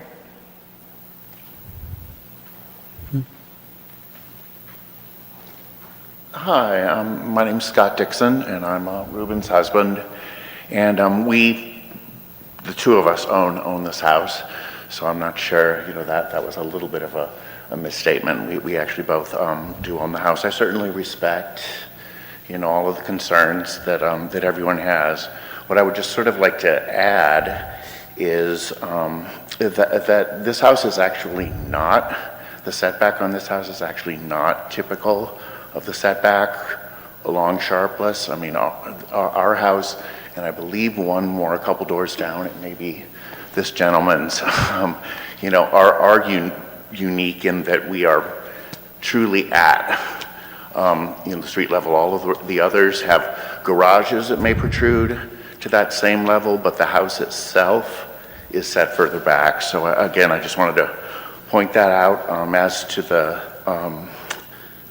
the sliding glass doors having been added, we certainly didn't do that, but I realized that initially on the house that may have been a feature, that those were windows, and maybe there wasn't a patio. There was this kind of lattice pergola thing that I think was mentioned that had sort of had to be removed due to insurance and concerns and just concerns for the people who were doing some of the interior renovations on the house. So that's a thing too. And I did just want to point out as well that we keep talking about the 2 bedrooms facing the front of the house, but between them there is a window that is the guest bathroom. And the shower is actually right up against that as well. And we did have that window replaced. We could certainly put some sort of fog, thing on that glass there. But, this really, the whole concept of, a 42-inch wall really doesn't do much for, security or privacy. If you add some things that you can see through, that may help with security, but it certainly doesn't do anything for privacy for those 2 bedrooms, as well as the bathroom, specifically the shower, which is right. You're looking out the window when you're taking a shower in that room. So anyway, that's just kind of what I wanted to just clarify and reiterate and add. So thank you very much for your consideration. Thank you. Thank you. Any further comments? Just one comment on here.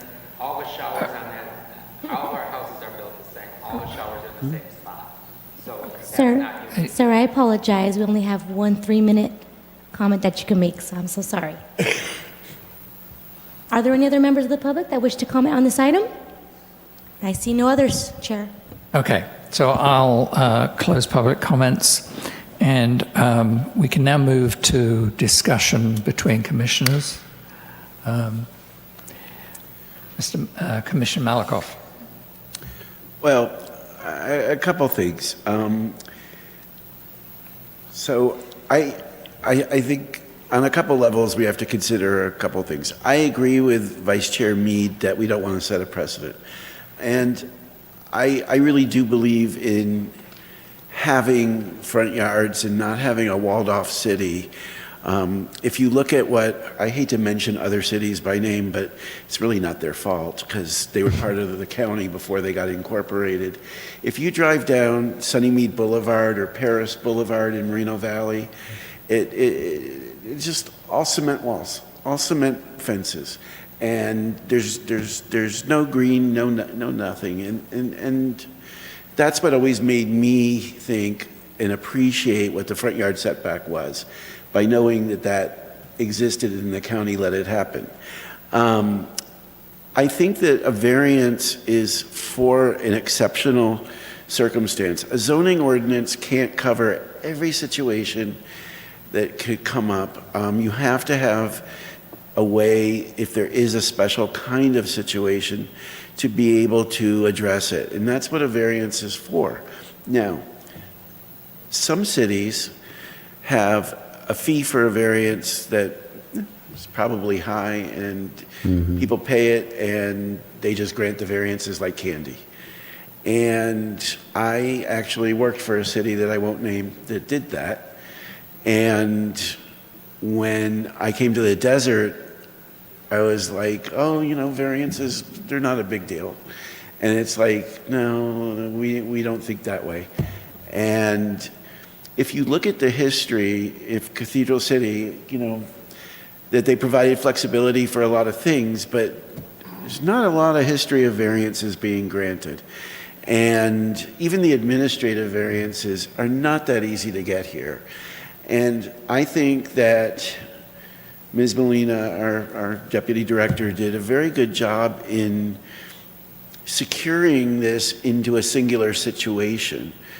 I drove around Sharpless, and I really didn't see anything that was equivalent. And I think that you're still getting a front yard. You're providing, regardless of the reason that the sliders were installed and the bedrooms were on the front, they're there now. And as a city, we need to kind of work with an applicant so that they can have a reasonable use of their property. I think the fact that they did set it back 11 and a half feet is a major consideration. And I don't think that it would be setting a precedent. I think people would have to have a very exact situation like this, and I don't know that they would. It's not just in the Cove. We'd have to think about it in the Square Mile. We'd have to think about it in Centennial Park, Panorama, all those neighborhoods.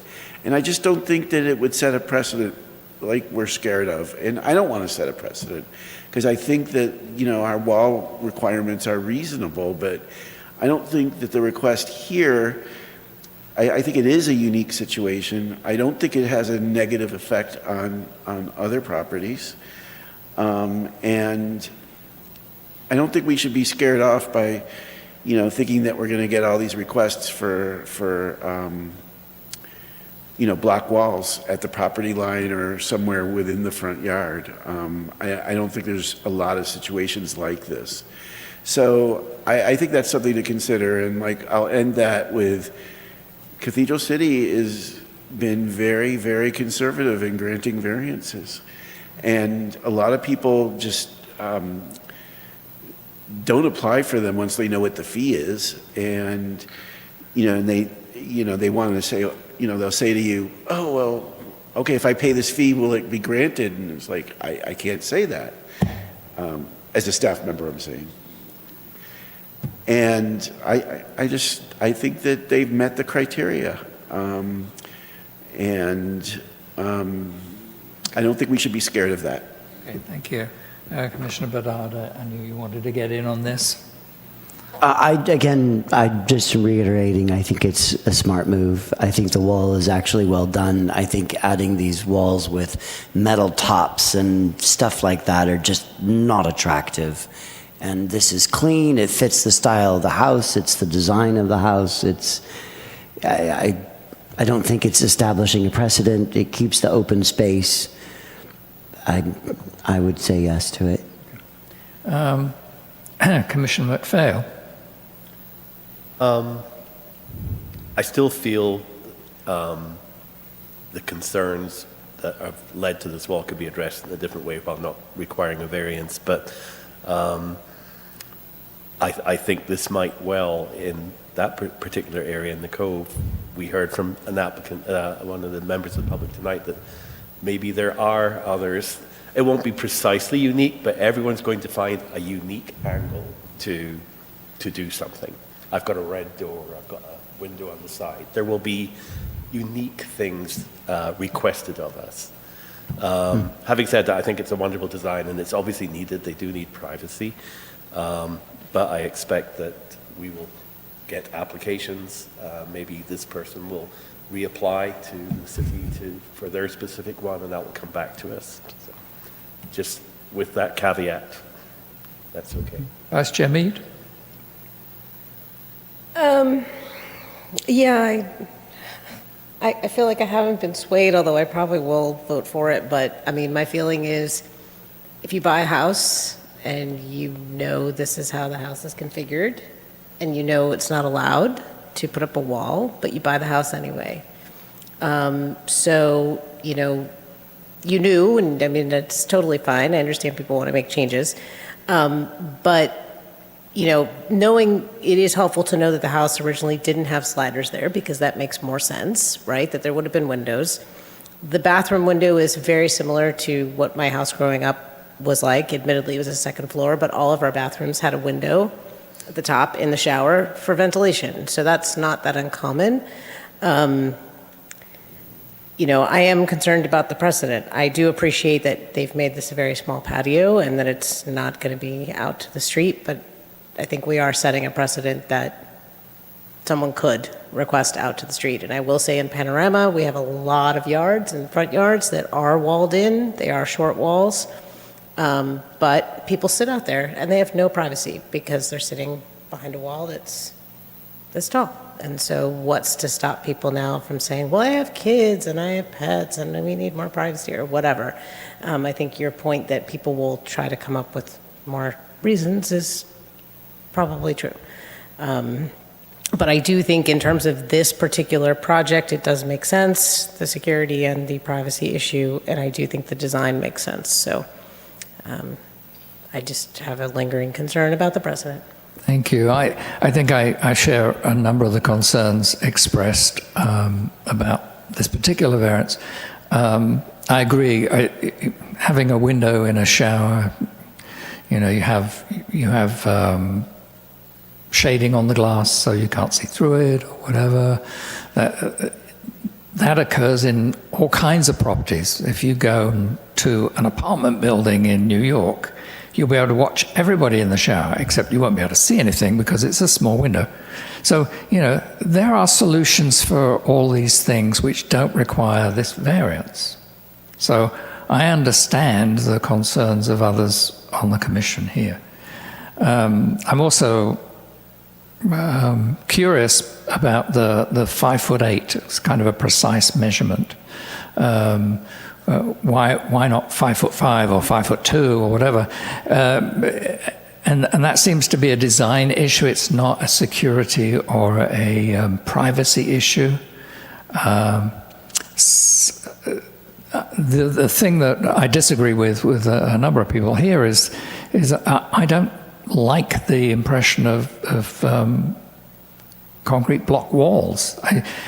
One of the things we look at in the zoning code review is how to get rid of that view along our roads.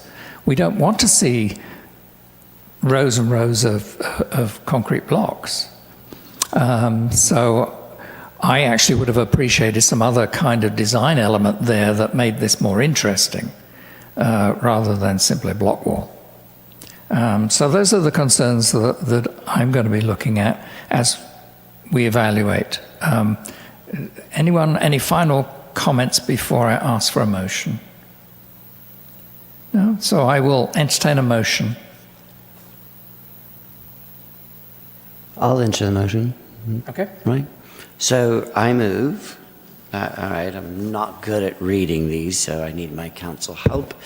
So I will move to grant a variance to construct the 5'8" high block wall within the front yard setback of a single-family home, which limits the height of solid wall and fence to 42 inches. That's all I need to do, correct? Perfect. I so move. Second.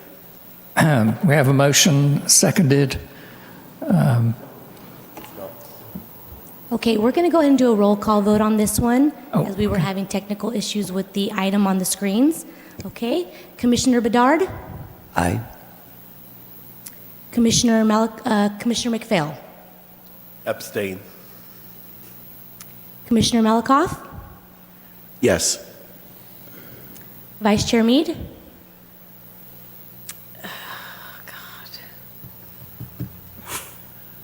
I'm really torn. No. Chair Lee? No. Motion fails. Thank you. So just to kind of chime in terms of process here, so that motion did fail, so that means that there is no action on the variance. So there's a couple of things we can do. It seems that, you know, I was talking to our director here, and I just wanted to point out a couple things, but, you know, really, and Sandra, please, like, chime in. For legal purposes, I was more focused on the front setback line of the house and where that was located as being that unique issue that, you know, justified this variance, that took it beyond the whole idea of just design or anything like that. However, I think that the biggest thing I'm hearing is that you have concerns of maybe possibly even just looking within that street, maybe a couple streets over, to get an idea percentage-wise of how truly unique that setback would be, and maybe have an idea of who else could possibly make the same argument. If we get that information to you, if you think that that is what you need in order to make a decision, I'm happy to do that. We can continue this item to the next meeting, or we can entertain another motion. So there's a Can I few ask options for you. Can I ask staff a question? Yes. Okay, so since we have had no action 2-2, the part of the code that allows, how high can you go if you have an open? 6 feet. 6 feet. So you could go up to 62 inches if you have an open area, but it's the definition of open isn't necessarily in the code. It's not like wrought iron or something like that, but could it be one of those mid-century kind of metal fences that have a series of decorative holes, which are tiny, but they're there, and then it would still qualify as being open? So typically, we do see more of the tubular fencing or wrought iron fencing that has more definitive open. But that's not to say we couldn't look at some alternative type of open view fencing or open fencing design, pursue and review our code a little bit more closely to see where that flexibility lies, to see that whether that's an option. But we would look at that. I've seen metal barrier, metal sounds terrible, but I've seen mid-century kind of fences or acrylic fences that have tiny little openings in it that could still qualify as being an open fence, but that provide the privacy. So under the code, above 3 feet in height, it would need to be 75% open. Yeah. So, I guess just to say, this to me comes back with an issue I had with earlier things where the carports, right? The preciousness of the front yard. How is that serving the community, the homeowners, the family? In this case, the front yard was actually very preserved, and yet we voted against it. So I don't know, as a commissioner, why we are holding on to this idea of front yards as being so important. Especially in this case, it's disappointing because it was a very nice plan. It was well done. It was in alignment with the design. It fit the structural qualities. It didn't block off or create a walled experience, and yet we again held on to that preciousness. And I don't see why we keep doing this. I apologize. Go ahead. May I add that I think one of the biggest concerns I've heard from the commission is that the precedence of completely enclosing at the property line, right? And so that's not what's being proposed here. I understand that concern, but somebody could apply for that, but what I'm hearing from this commission is that that would be detrimental to have closed off at the property line 6-foot-high walls. Part of the findings that you make for a variance is that it's not going to be detrimental to surrounding properties, to the area. And so if someone did want to move that forward, that finding potentially could not be made. Could not be made if that's the concern of the commission. So again, remember that there are findings that need to be made to support any variance. And they are itemized on the first and second pages, but they do talk about not being materially detrimental to other properties in the area or permitted uses thereof. So presumably. Yes, but one of your findings is that it doesn't constitute a special privilege inconsistent with limitations of other properties because it was designed and built with 2 front-facing bedrooms, each with sliding doors. That appears to be false. So it wasn't designed and built with 2 front-facing sliding doors. The house was changed to have that, even though whoever made that change knew that those sliding doors were going to open out onto the front yard. And I'm having a problem with this not constituting a special privilege because we don't know how many other properties could make not this particular argument, but a similar argument about privacy and security. And so that's the thing that I ultimately got stuck on. If it helps. And it wasn't about the preciousness of the front yard. I think we've all seen homes or streets where the entire street is all hedges or all walls, and it doesn't matter how close the homes are to the street, that creates a completely in my opinion, there's no eyes on the street, it's insecure, there's a fire risk to situations like that. There's a whole bunch of reasons that don't have to do with preserving a front lawn as an aesthetic idea or a planning idea that I have concerns about. So do staff have what they need to proceed? Yes, and it's my suggestion at this point that perhaps staff go back, work with the applicant, and evaluate the findings, evaluate the special circumstances that may apply in this case, and as well evaluate the design to see if there are any design alternatives that may lead to an introduction of new information for the Planning Commission to consider, and that we could reschedule this for a future meeting. Yes, I think that would be appropriate. Thank you. I would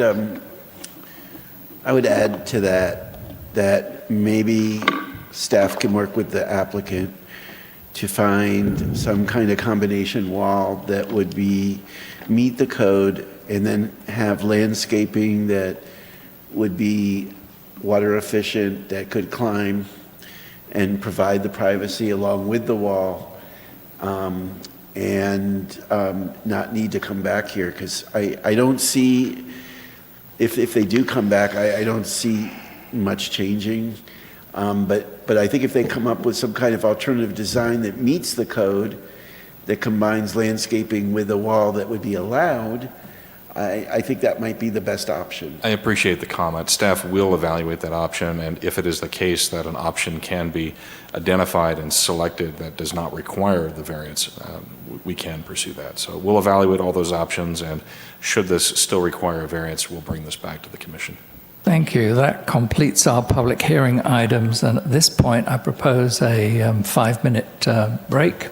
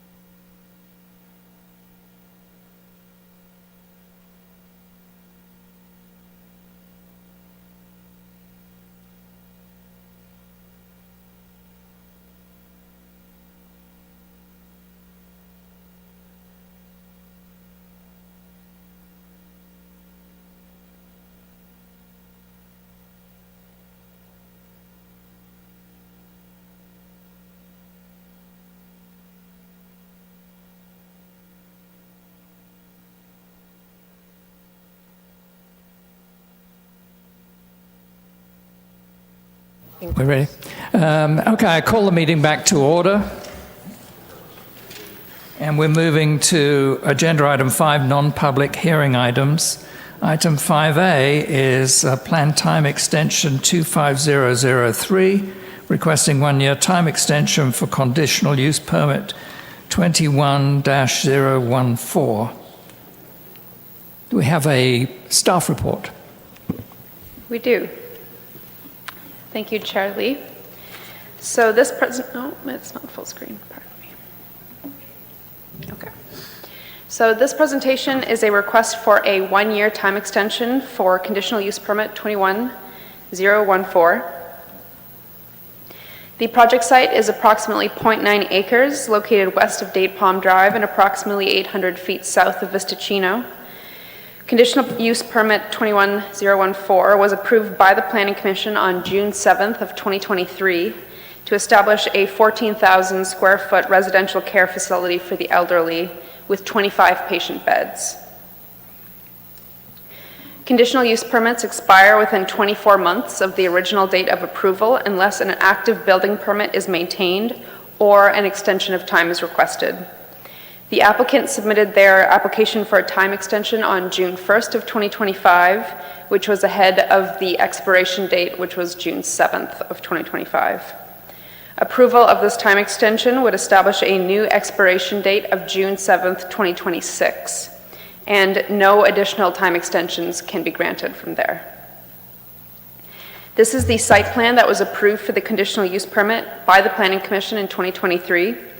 And just to be clear, the current request is for the time extension only, and the conditional use permit itself is not under review, the public hearing is not being reopened, and the applicant is not requesting any modifications. So with that, staff recommends that the Planning Commission approve time extension 250003, granting a 1-year time extension for conditional use permit 21014, subject to the previously approved conditions of approval. That concludes my presentation, and the applicant was here, but he might have left. Yeah. Okay, questions for staff, Commissioner Malakoff.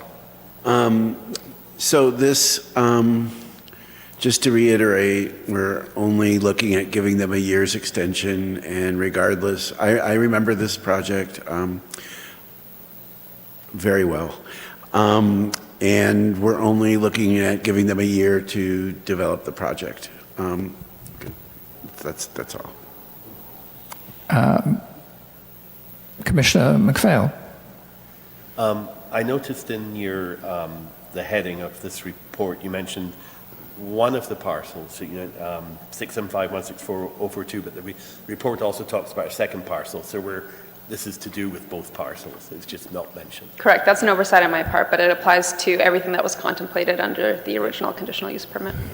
And I think in the conditions letter of this CUP, it mentioned that one of the requirements was that they would merge the two parcels together. Do we know if that's happened? It appears that both still exist on the community's website, so I'm guessing they haven't done that part yet, which was one of our conditions. I would need to double check that with engineering. From talking to the applicant, my understanding is that they've been working with some flood zone issues related to the project, and I don't know if that would be holding up. Oh, he has returned, but so he can probably speak to that better, but that might be holding up some of the engineering things, such as the merger. And I think you said you get a 1-year extension and that's it, just a 1-year extension. Yeah, after that, they would need to reapply for a new conditional use permit. In granting an extension and your discussions with them to grant the extension, and maybe this is more for the applicant, but does the applicant say, we haven't gotten to that stage yet in grading permits and so on, but we fully expect in this next year we will truly be able to do this? Is there any assurances they're giving you that they will indeed be able to do this a year from now? Are there any discussions around that? I wouldn't say concrete insurances, but there was a clear discussion that this is for 1 year and that there isn't further extension beyond that.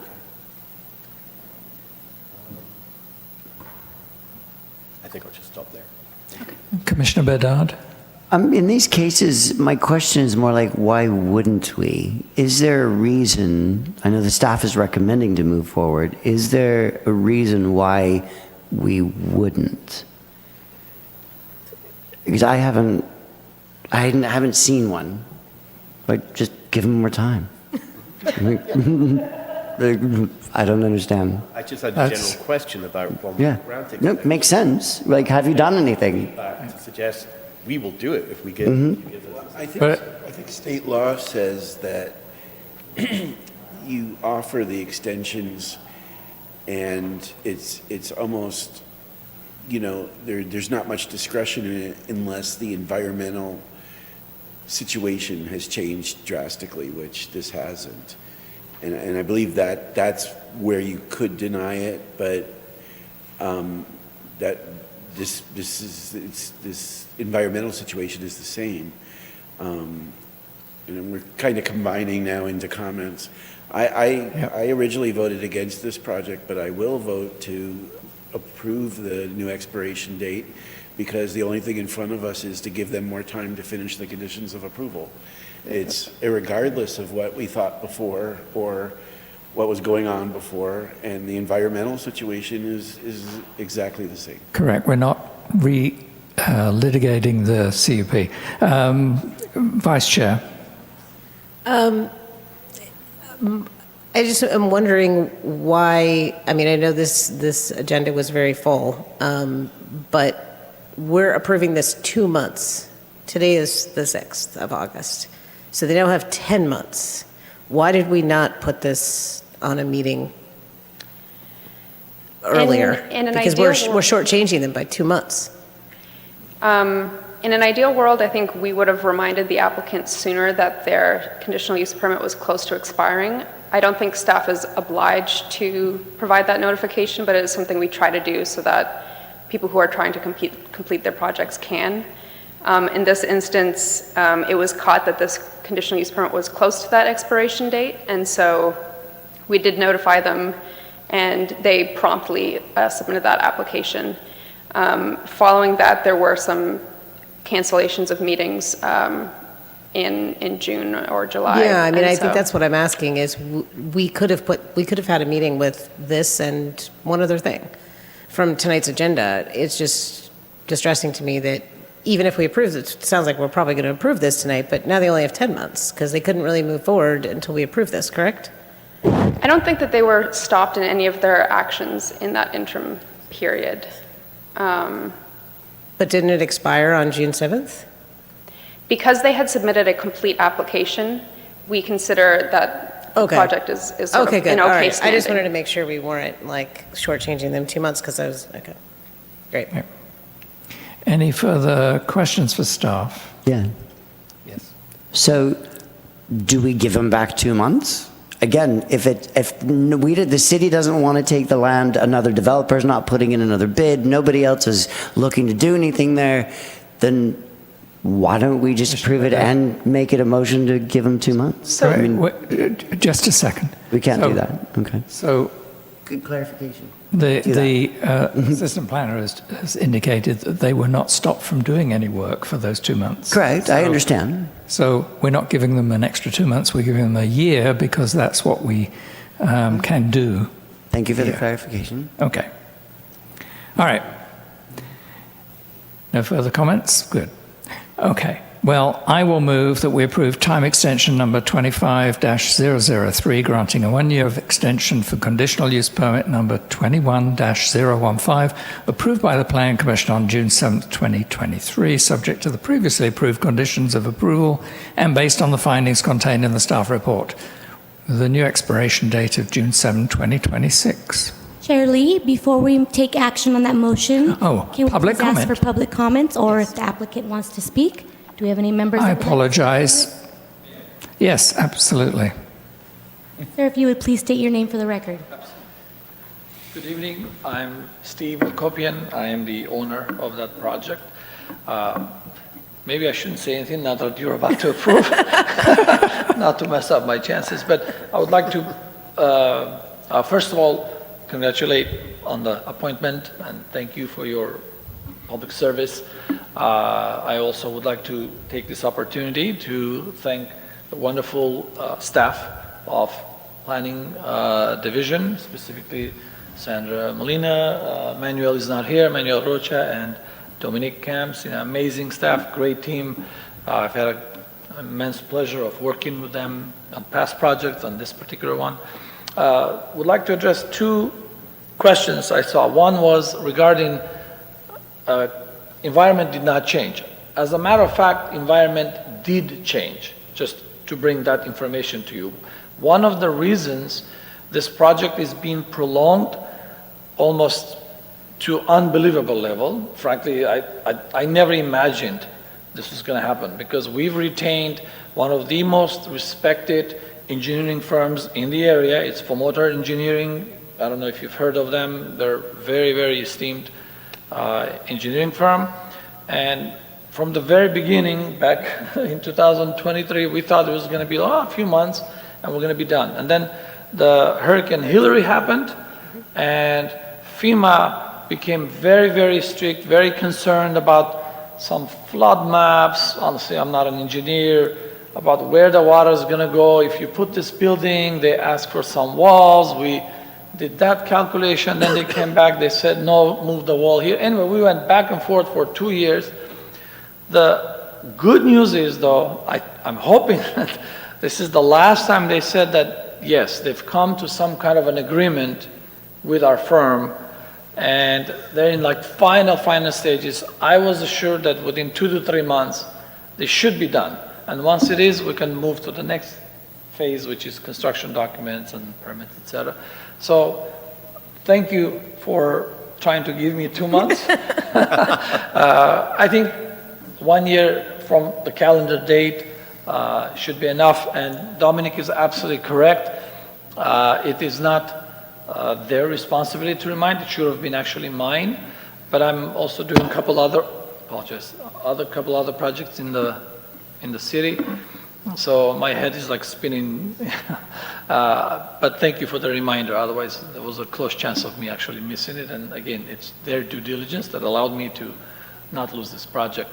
And again, thank you for your public service. Please ask me any questions. I want to make myself available should you need any more information. Are there any questions for the applicant?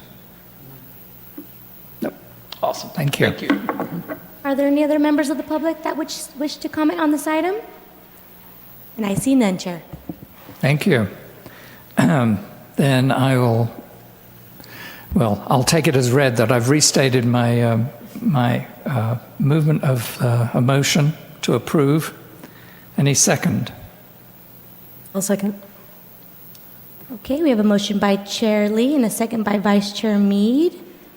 Please vote. And motion carries, all ayes. Thank you. And moving on to our next item, 5B, the Master Sign Program, MSP 25-0001. A staff report, please.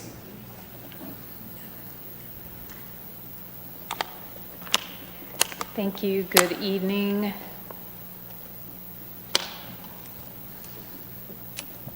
All right. Good evening, Vice Chair, Chair Lee, members of the Planning Commission, Cynthia Schultz, Associate Planner, here to present the item for your consideration this evening, Master Sign Program 25-0001. Background on this is that the project site is located at the northeast corner of Date Palm Drive and Vista Chino.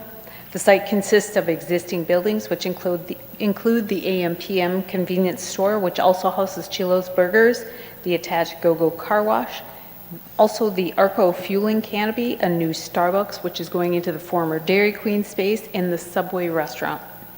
The site is comprised of 4 lots that are all held by the Chandi Group. Master Sign Program is subject to Planning Commission review and approval. The site includes 4 existing freestanding signs. 3 are shown here. 2 of the monument signs are at the corner of Date Palm and Vista Chino and currently serve the Arco and AM/PM. An additional sign faces Vista Chino, which serves the Subway and the former Dairy Queen. 1 freeway-oriented sign, which you see in this image, serves the Arco gas station. Fuel price readers are governed by the California Business and Professions Code. The freeway-oriented sign is reviewed under the city's sign code, so we have jurisdiction over the review, height, size, all that sort of thing, placement of that sign. But Caltrans may also review these types of signs based on their review authority. So here what we see proposed is Starbucks, as I mentioned, will assume the Dairy Queen space and the associated signage. New directional signage will be placed to guide drive-through traffic and are proposed on that site, along with new panel in the monument sign that faces Date Palm Drive. A new sign panel is also proposed for in the monument sign on Vista Chino. A new panel is also proposed for one of the Arco monument signs, and that's the one that faces Date Palm Drive. A freeway sign box is planned for 100 square foot Starbucks panel that will go below the existing Arco and AMPM sign that's on that pole sign now. And for reference, the map marks items 3, 4, 7, and 8, which are the primary new signage locations warranting the master sign program. So number 3 you see is the freeway sign. 4 is the off-site sign where the Starbucks will go on the Arco sign. And then 7 and 8 are directional, both 7 and 8 are the directional signage for Starbucks. So here you see the placement and the dimensions of the Starbucks wall signage being proposed. Proposed signage is within the allowances that are specified and allowed in the sign code. This image shows additional Starbucks signs. These are proposed signs that require Planning Commission approval, as the Starbucks on the monument sign here is considered an off-site sign. The freeway is an additional pole sign. Let me rephrase that. This is an additional box going on the existing pole sign, but the original sign was never presented before Planning Commission for their approval. So normally, these are approved by Planning Commission as a separate permit, and it was not. This is adding a separate box to that pole. New signage is also being proposed for the Go-Go Car Wash on the north and south elevations of that building.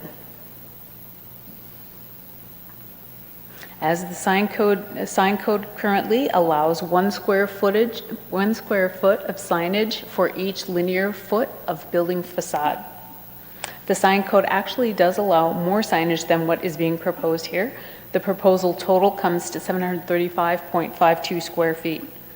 The sign code does grant approval authority to Planning Commission to promote the intent of the sign plan provisions, which are to facilitate site circulation, identification, safety, and aesthetics. And aesthetics means things like limiting the proliferation of signs and what we call visual sign clutter. The additional cabinet on the freeway sign is allowed, and as I mentioned, the freeway sign was not previously reviewed by the Planning Commission.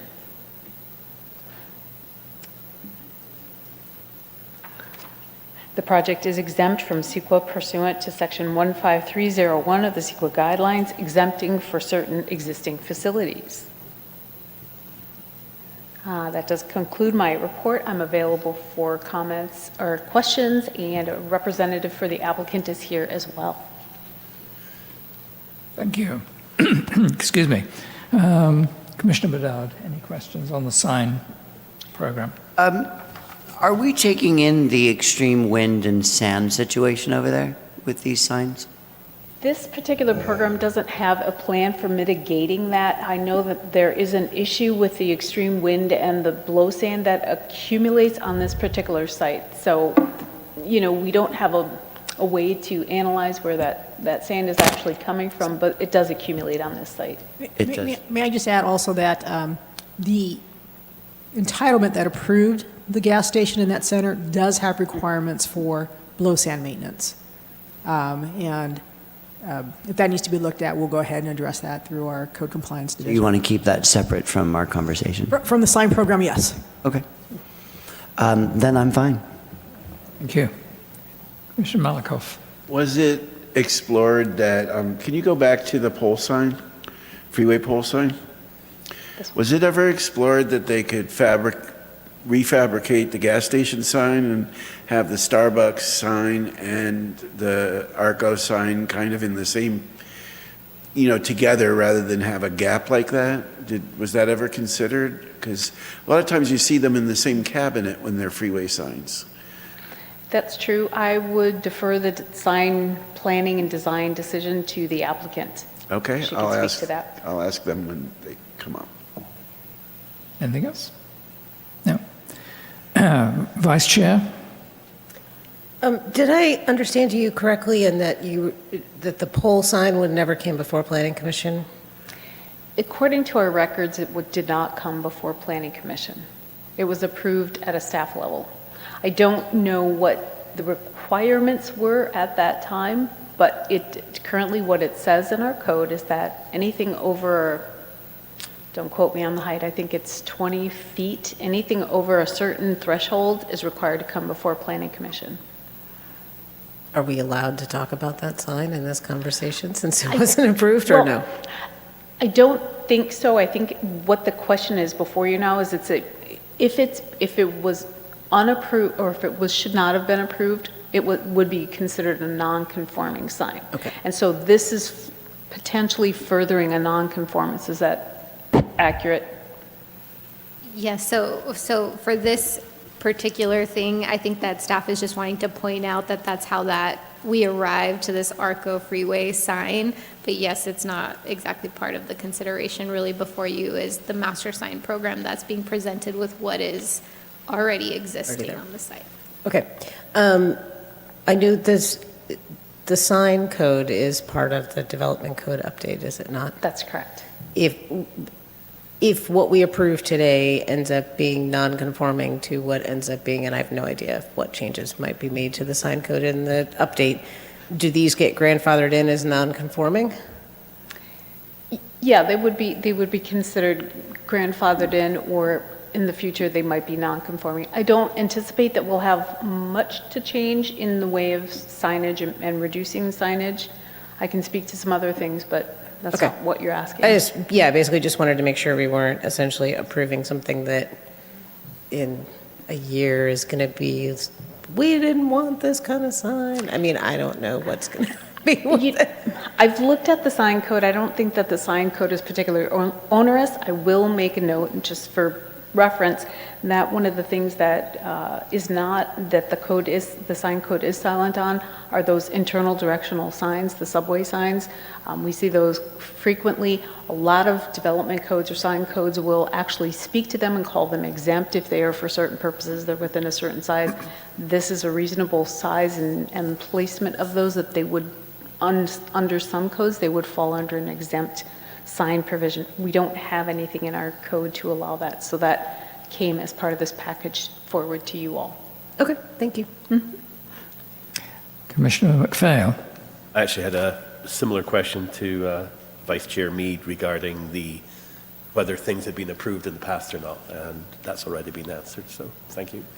Okay, thank you. I have no questions for staff, so we can move to public comments, and if the applicant is present and would like to comment, please come up.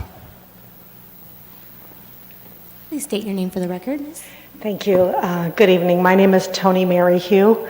I am the CFO for Chandi Group USA, and I just want to commend you all on your patience for a very long evening. Thank you for your service.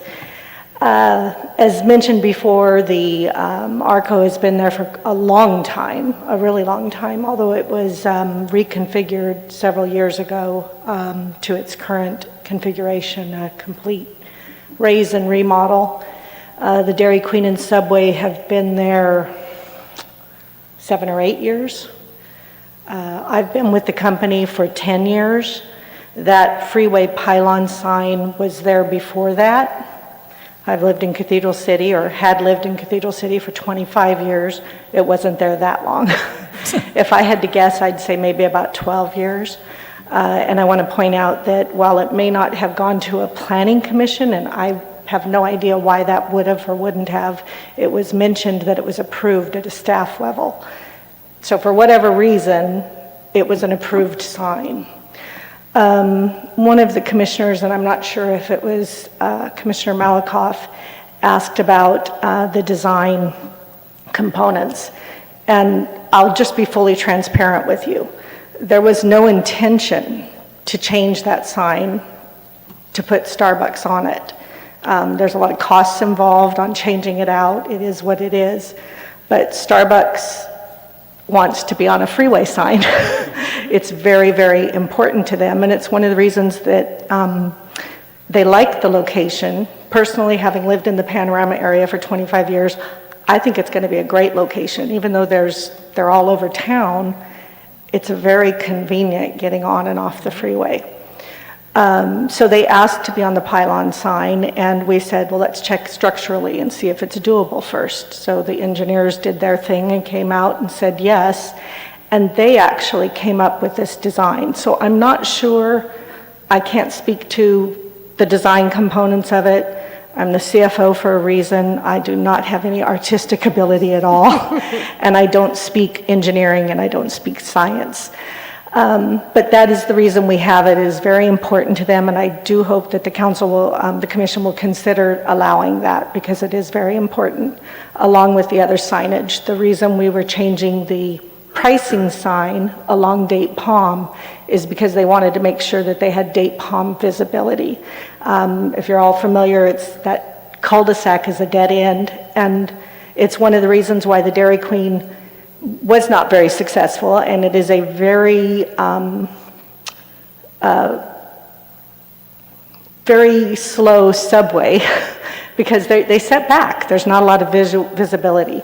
So I think it's important. I think having the Starbucks there will help the subway actually, and the ARCO, the traffic, and they're going to be a very harmonious businesses together. So I'm here for any other questions that I can answer, and I thank you for your time tonight. Any questions from commissioners? No, thank you. Thank you. Any further public comments?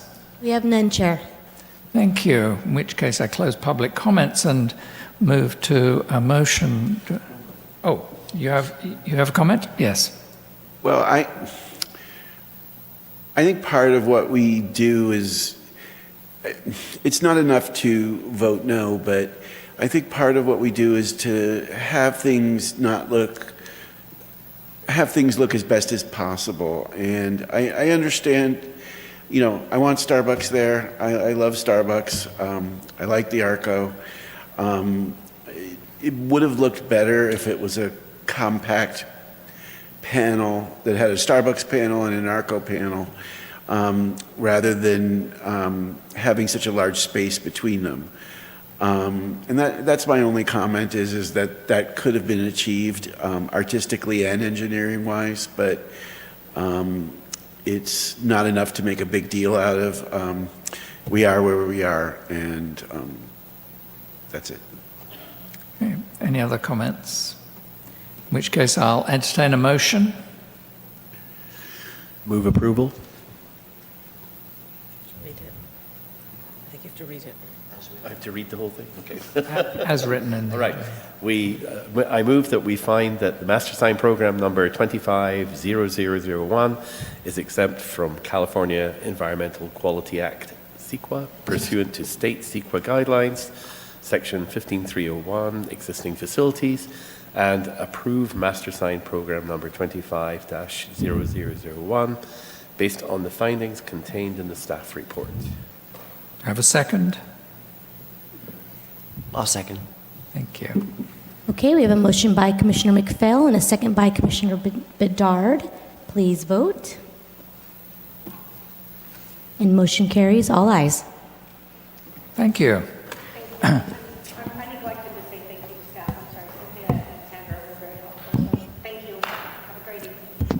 Moving on to item... Yes. If I can, I just wanted to possibly offer an off-ramp to the Planning Commission, given the late hour of the meeting and the number of agenda items that you have scheduled. It's your prerogative, but the Commission could consider moving item 5C, the discussion of cottage food operations and micro-enterprise home kitchens, to the September 3rd Planning Commission meeting. Yes. Yeah, this is for information only and there's no action required. Correct. So, yes, I would move that we continue that item to a date uncertain. What is this? I would enthusiastically second that. Okay. Great. All right, discussion? I'm okay. All right. I was just bringing up that this is on the desk right here, so I'm assuming this is maybe left over then from something else, or? It could be, and it's something I can address in staff comments as well. Okay.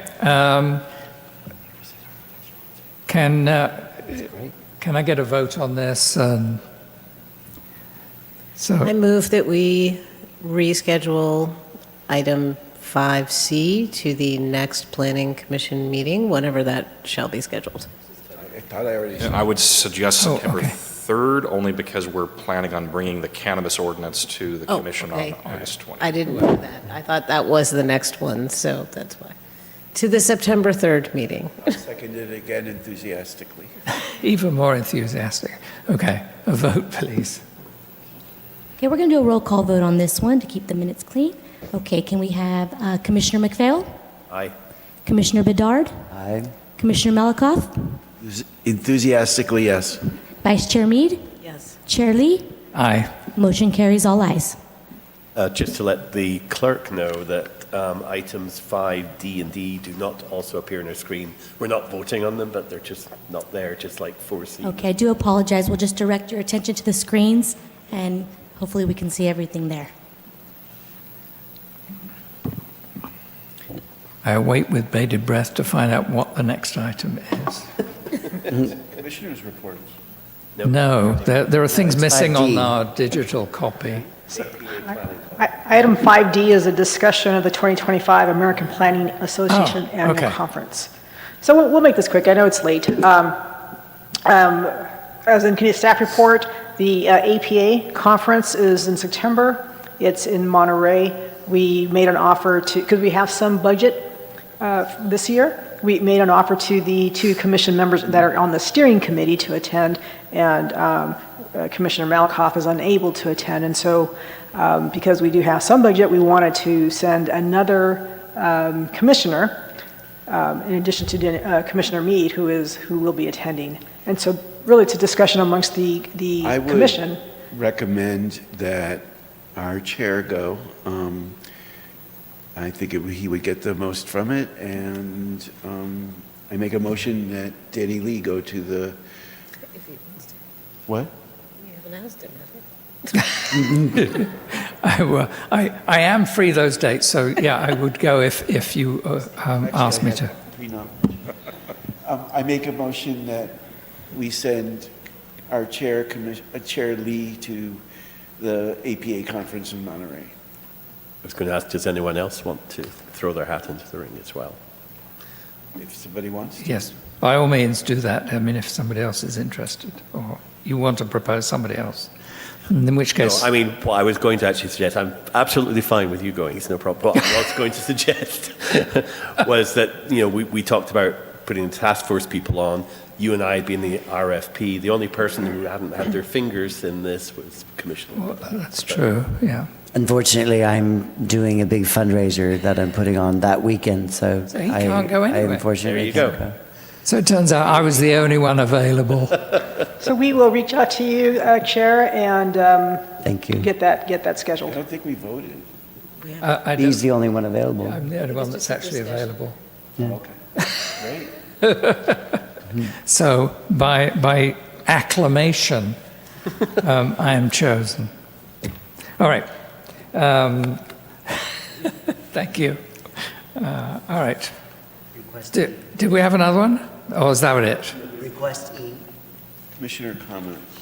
No, it's discussion of development code update. Oh, yes, discussion of development code update. Thank The you. digital one so wrong. And Chair Lee, just so the public is aware, we have no members of the public present for public comments on any of the remaining items. Okay, thank you. So, discussion of the development code updates. Who is doing that? And I have an update for you this evening. And I apologize, it's going to be long. The technical advisory group has been very busy and you all have not met much, but I'll try to keep it as brief as I can or read as fast as I can. So the technical advisory group just completed a review of the land use matrix that was drafted by Mintier Harnish. This was a big job. Technical advisory committee spent a lot of time. Sandra was on that committee as well. We spent a lot of time. The reason that this is so important is that this is sort of the go-to. This is kind of the crux of the entire zoning code. So when people come in and ask questions, they're looking at the land use matrix. I want to do this. Where can I do it? Those are the two key questions that they ask. So this is what this is going to do, is streamline that and make it a visible table rather than in narrative format. So it'll make that much simpler, but it also, we were looking at it from the perspective of what uses, we're starting to look at what uses will go where and how do we have those uses defined. With that said, we were also looking at, and I think Associate Planner Camps was part of this as well, we all had a discussion around some of the uses and trying to simplify this. Some of the uses were denested. The best way I can put this is that things like a corner market, so this is a good example. Corner market might be a 2,000 square foot footprint, whereas a neighborhood grocery store might be a 15,000 square foot footprint, whereas a supermarket might be a 40,000 square foot footprint. They're all grocery stores, but it's the level of impact, and they should be nested within one another. And so where they go and the level of review is going to be different depending on where they're located. So that was one thing that we noted, and we wanted to make sure that Mintier Harnish takes special attention to that. Let's see, the next section, so the next section to review will be the administrative provisions. The TAG will review these provisions, and this topic will become the topic for the September steering committee meeting. So steering committee members, put your radars up because it will be in September. I will be sending out like a doodle poll to make sure that we get a date that will work for as many people as possible. That will be a virtual meeting. The administrative provisions will then go as the topic for the October 15th Planning Commission work session to discuss the administrative provisions. Originally, we had scheduled the zoning district to come to you for that session, but we're shifting these things, we're swapping these things around so that staff has more time to review those zoning provisions. So we're switching that with the administrative provisions to come to you first. You'll see the zoning provisions then at the December meeting. So that means December 17th Planning Commission will focus on the zoning district provisions. And then what this does is it paves the way for the general and specific development standards to come to the Planning Commission at their work session that will be in January or February. So future meetings that will happen, we'll see subdivisions probably in March. The objective design standards we anticipate to see in April. We'll have a public review draft workshop hopefully in May, and then public review and environmental review in the summer, and this lines us up for a successful, fingers crossed, fall 2026 adoption. Thank you. Can I ask, because it is late and there was a lot of information there, if you could summarize an email for us, that would be very helpful. Absolutely, but I did want to have your attention, so thank you for your attention at such a late hour. Thank you. Any questions on that? I was going to ask exactly the same Okay. thing, which is kind of why I wanted it as an agenda item that would remind us every 2 weeks to bring this up, but that's apparently not happening, so I'll keep asking. It wasn't. Okay, moving on to agenda item 6, Commissioners' reports. Commissioner McPhail. Nothing. Vice Chair. Nothing. Commissioner Malkoff. Real short, I wanted to compliment staff on the quality of the findings that you've been using in all of the staff reports in this packet. It's been an immense change from 2 years ago, and it's important to have strong findings, and I just wanted to compliment everybody on the strong findings, and regardless of the results of the variance, the findings were very strong in that too. So I just wanted to say that. Yeah, Commissioner Bedard. Okay, thank you. I would second that, actually. Of course, I've been on a long learning curve, and I now actually just started my second term. Constitutionally, I can't have more than 2 terms. I've learned a lot in the first 3 years, but I've also seen a lot of changes in what you're doing for us in that time, and I think it's chalk and cheese from how it was. So thank you for all the hard work from staff on all these items. And thank you for answering the phone before 8 o'clock in the morning. So, okay. City Attorney's comments. No, he didn't have any comments. Okay, staff comments. Keep my comments brief. So you will have a meeting on August 20th, and I already tipped my hat on that. You will have a cannabis ordinance discussion that night. So we'll get the material to you. To the extent that we can get you a draft ordinance before the packet goes out, we'll attempt to do that as well to give you as much lead time as possible to review that. Beyond that, I know Commissioner Bedard has a folder in front of him. Do you all have folders in front of you, or is he the only lucky one? So we will ensure that you get copies of that folder. No, I think, well, you know what? I think there are only have 2. them for some reason. So those may have been holdovers from the Architectural Review Committee meeting, but nonetheless, you should all have those. Those, I believe, are the Cathedral City Ignite program. Oh. And this is our new economic development program that we have just launched. You've heard about our partnership with the Coachella Valley Women's Business Center and with Riverside County Office of Economic Development. We have branded that under the umbrella Cathedral City Ignite. So this is active. There is a great article in the Discover Cathedral City dated July 31st. I encourage all of you to read it. It gives you all of the highlights, all of the information on what this program entails. It is live. Business owners, residents, those that are interested in business in the city and economic development in the city can register for business counseling sessions, can register for some of the programs and activities. It is live on the city's website under the economic development page. So I'll take the lead from others and send an email with all of this information so that you have it. You have these links, but we are excited to launch this program. We do have the takeaways. We are getting this out in the community. We are getting media coverage of this as well. We're looking to generate some excitement, generate some momentum in local economic development and these programs. This is meant to provide service to our community. So we want you to be a part of that and to at least have the awareness that this program is out there. I know our economic development manager was just here in June to provide you an update, and so much has changed already. We'll look to bring him back in short order to continue to provide updates to the commission. Thank you. And he did a great presentation at the ARC, so I think even though some of it might be dated or have happened already, it would be good to hear from him. Thank you. And with that, I adjourn this meeting.